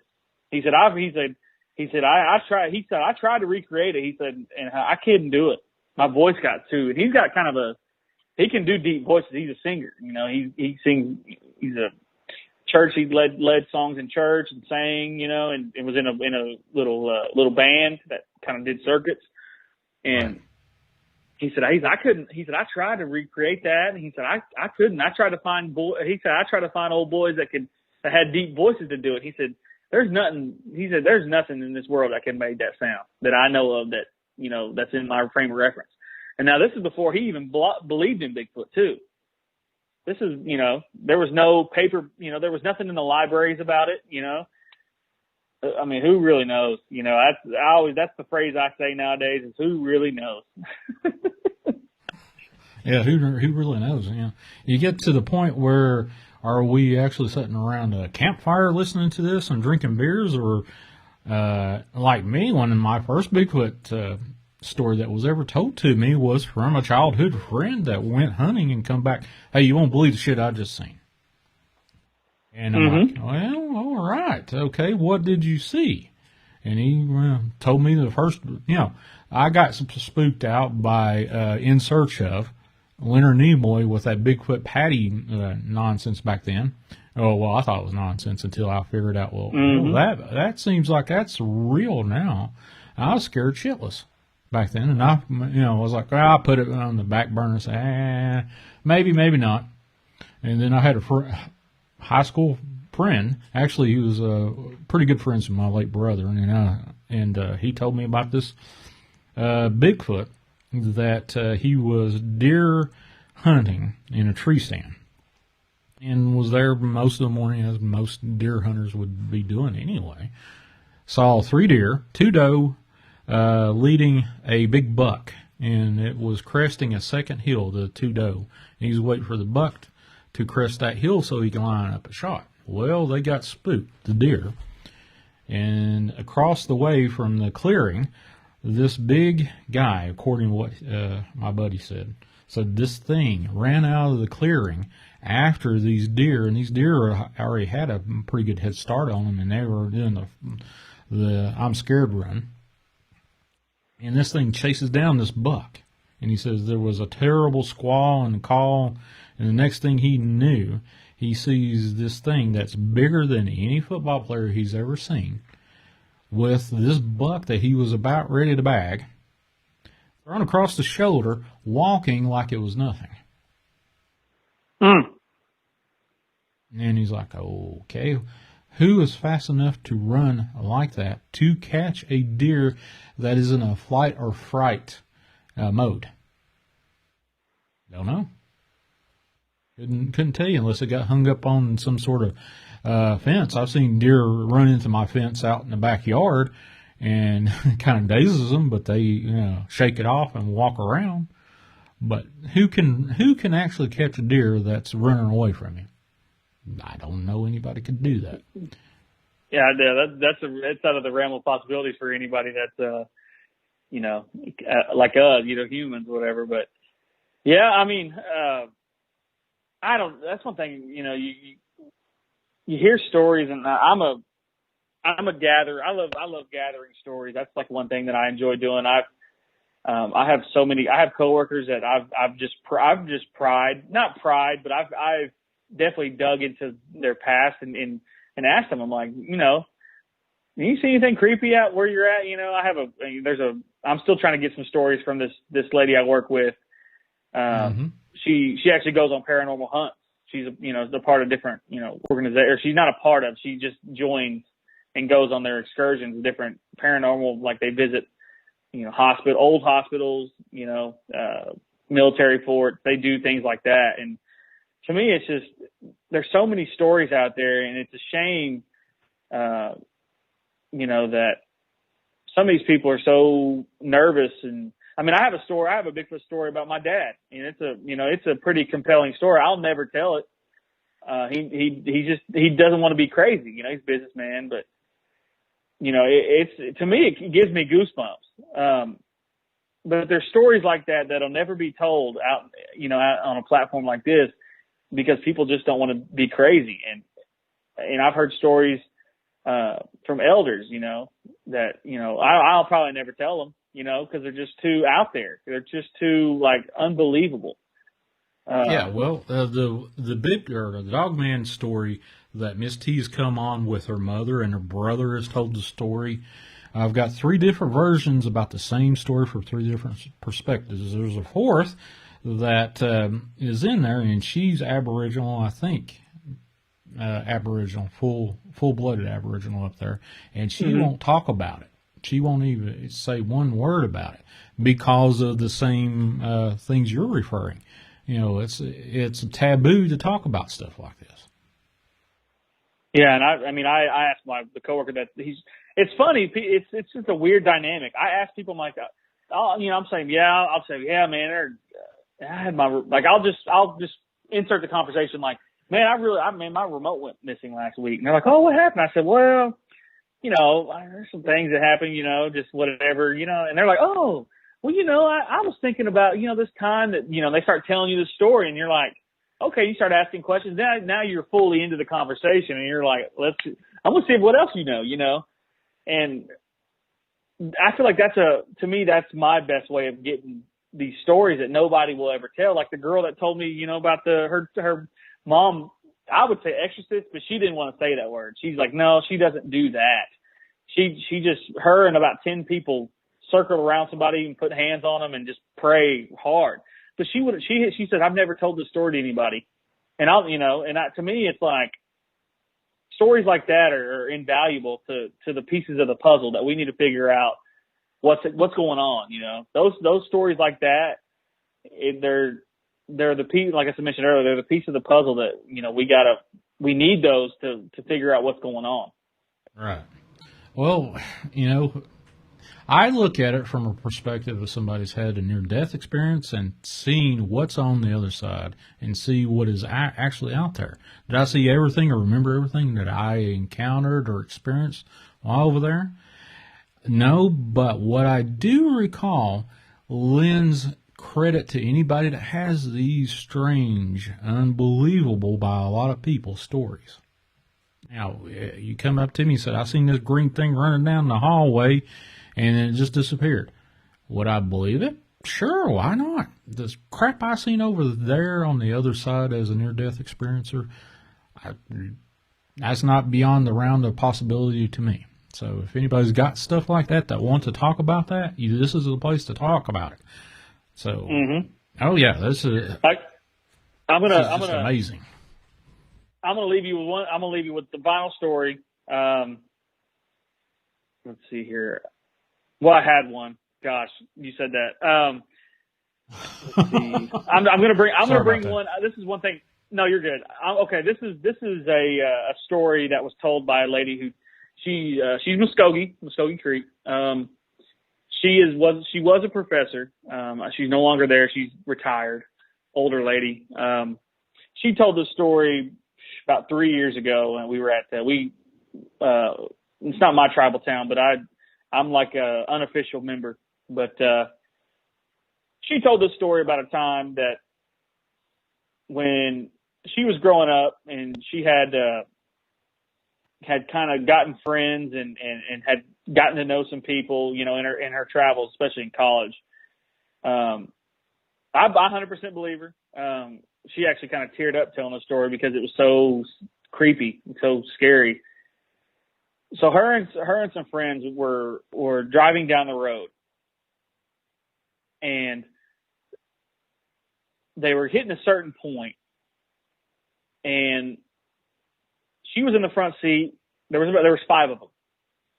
She was driving in the front seat, and all of a sudden it felt like something had bumped the back of the car, like the back wheel on the passenger side. All right. And they looked out, and there was this. This is probably my only Dogman story, by the way. It was they said it was a werewolf, and this is in one of these secluded. This is in the same area. This is just a point of reference. This is in the same area as those people that walk that I told this story on your channel maybe a month ago, but about the people that that were walking home and they fell asleep under this tree and they woke up in this bed. Right. Point of reference is in the same area, not the same road, same area. They were driving and she was in the passenger seat, and she said she looked out and there was this. She said it was a werewolf. Was running next to the car, nudging it. Well, this is where it gets kind of creepy. Well, this is where, to me, it gets creepy. So they outrun this thing, they lose it, and they're keep going, on down the road, and to me, it was like I said, it freaks me out. They look in the back seat. And those guys are freaking out. Or she kind of is riding like, oh my goodness, that was so scary. She's so out of it. And these guys are screaming in the back seat. They're like hollering. They're like, oh my God, oh my God. She looked back there, and the girl that was sitting in the middle, she was a wolf. So that one more time. She was a what? A wolf. A wolf. Okay. That's interesting. And they stopped the car. They all jumped out. And this is after this thing was chasing them.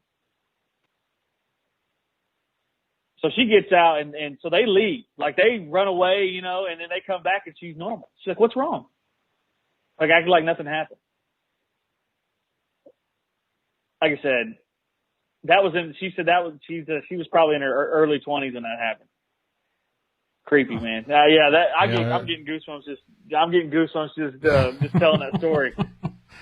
Yeah, that's a wolf. That is impressive. Wow.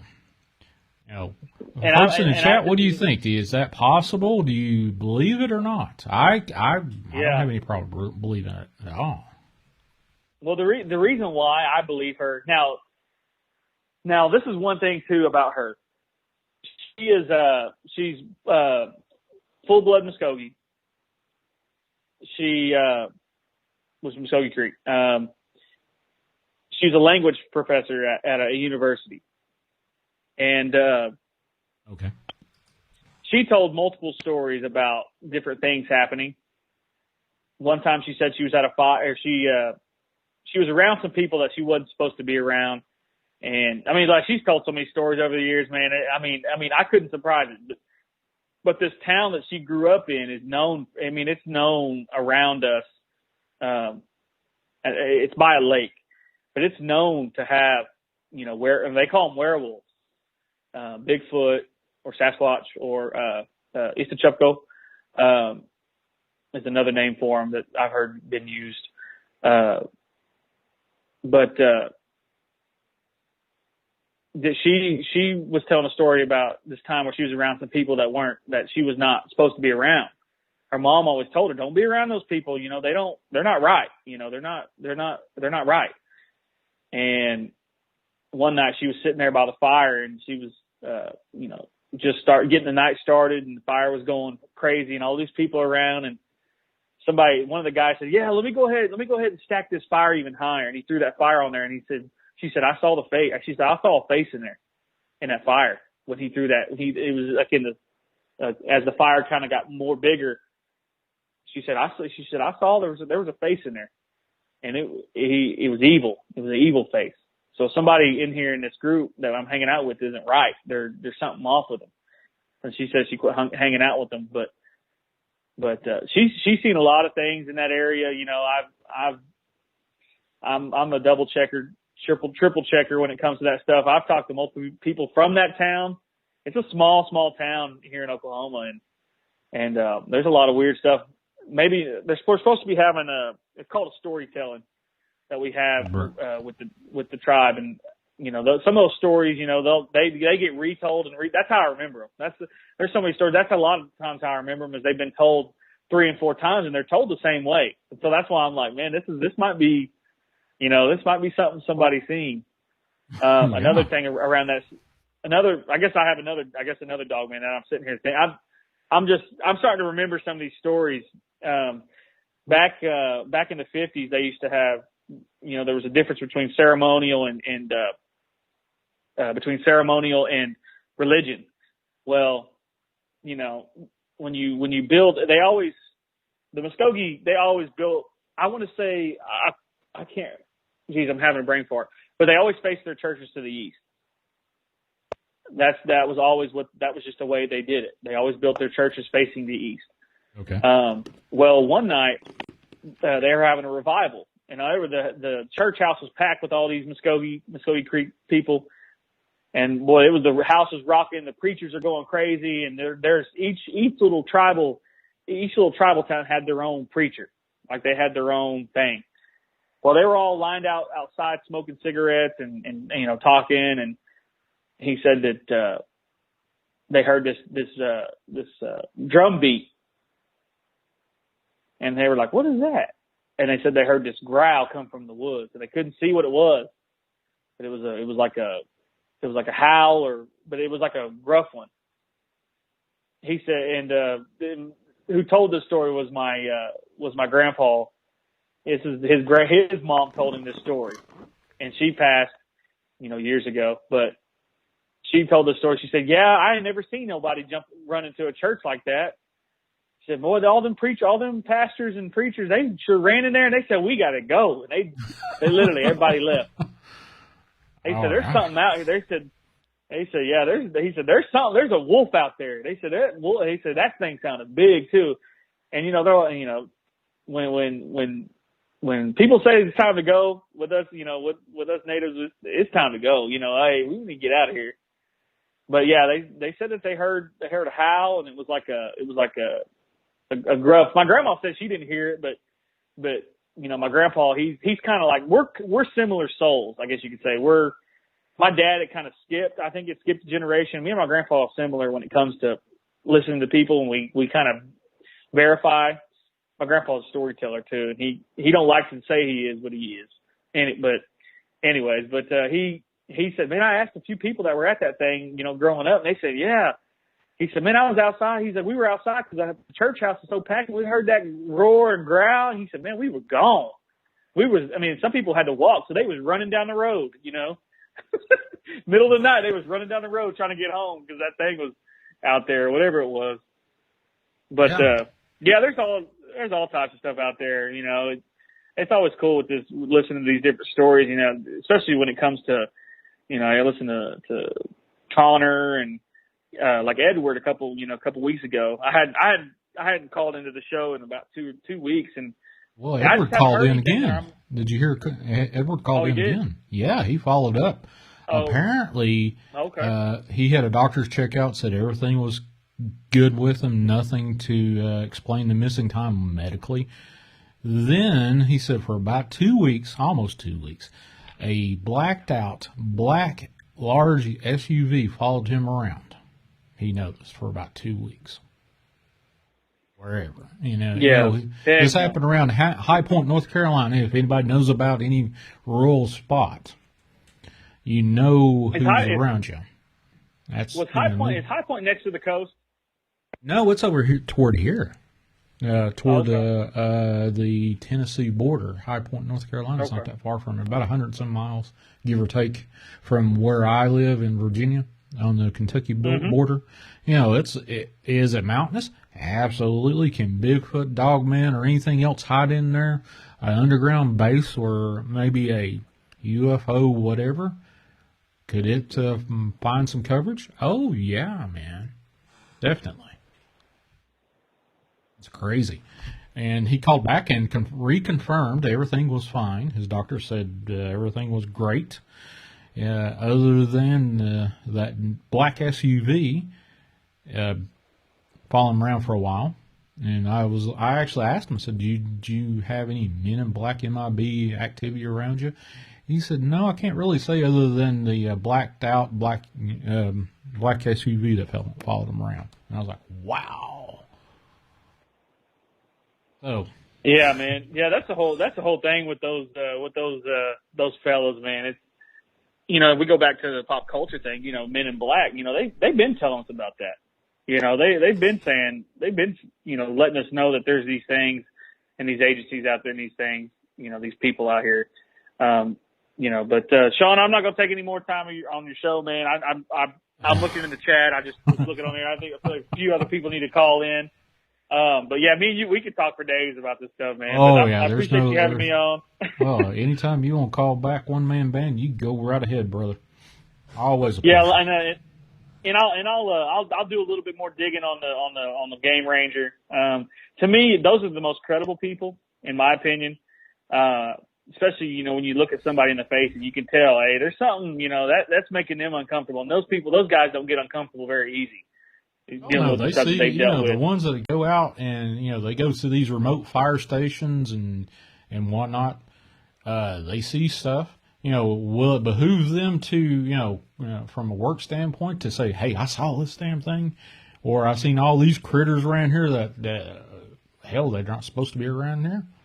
Would that help them out with their career? No, absolutely not. That's the same way that you just don't talk about ghosts in a hospital. That doesn't help your career out while you're on the job or whatever. It's just the way the society is set up. We are demonized. We are belittled if we actually come out and tell these stories. You know, it dips into your pocket, more or less. If you tell these stories and somebody takes offense or says, "Hey, you can't tell that, boy," you know, they find your weak point and push the buttons. Yeah, and that's one thing, man. Sharing some of these stories, especially the lady that I told a story about the werewolf, man.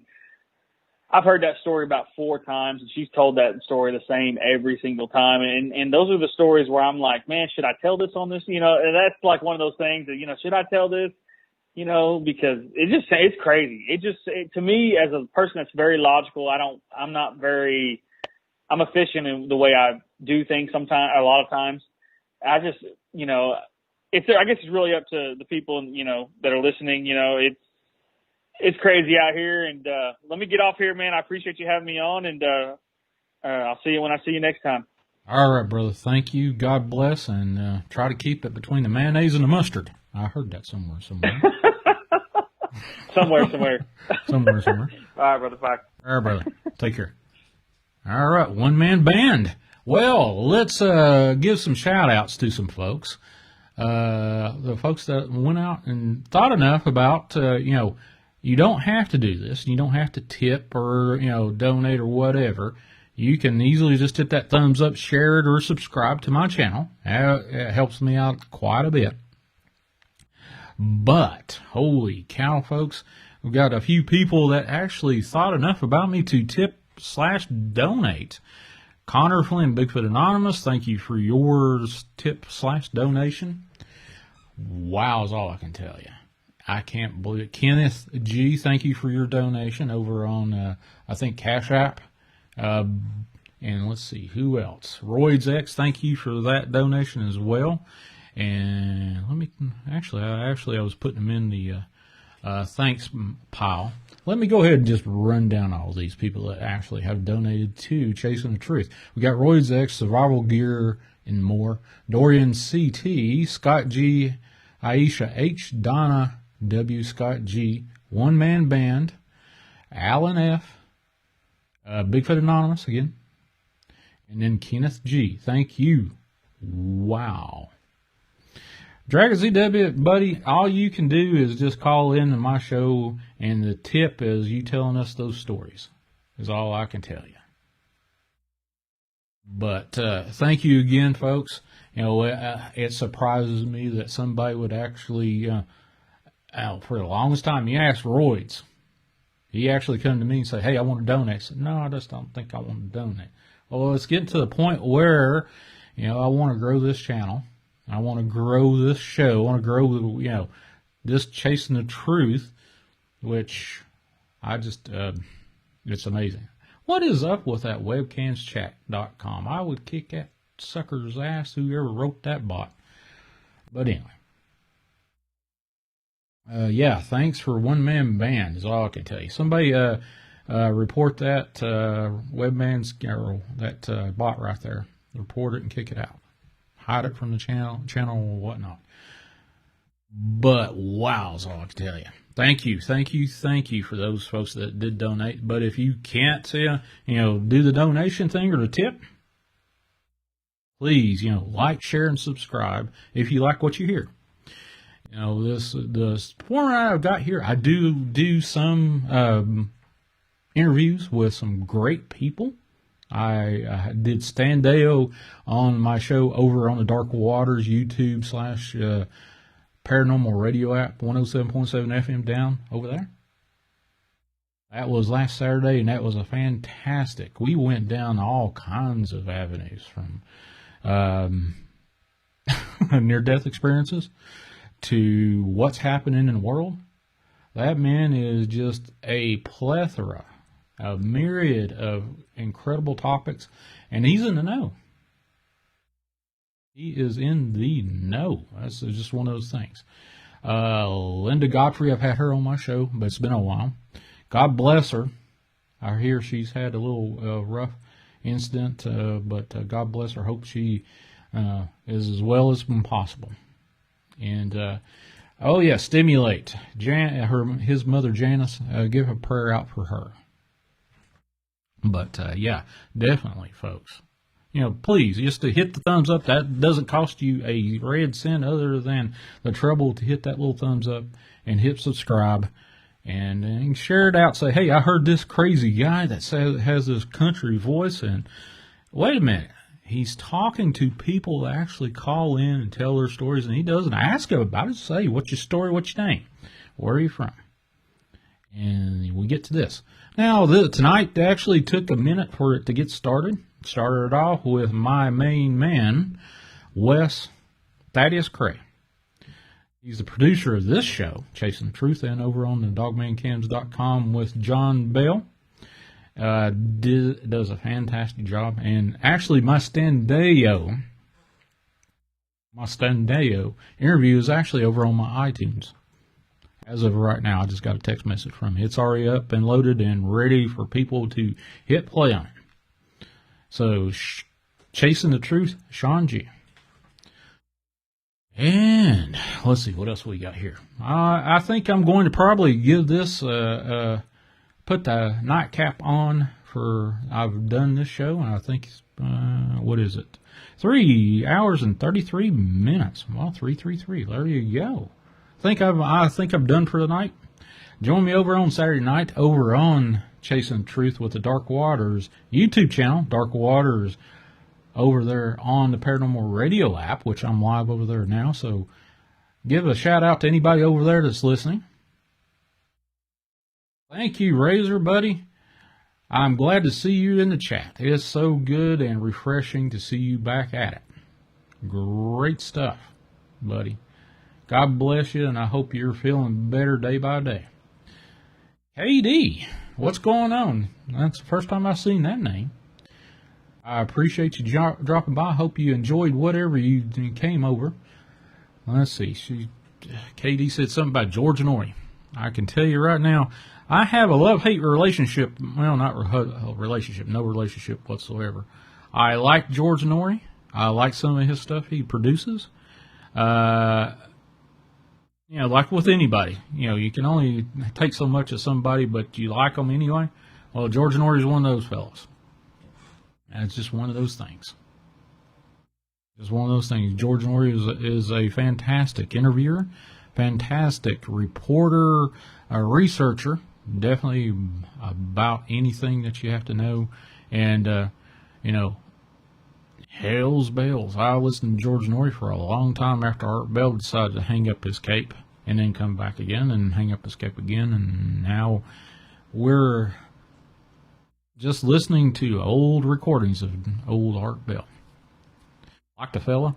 I wish I would have talked to him. I know people that actually, were friends with him, with old Art Bell. I think I would like him. I think he might like me, but that might be my ego coming out on me. But you never know. But folks, hold on just a second. Let me get this thing situated to where I can get this up and running.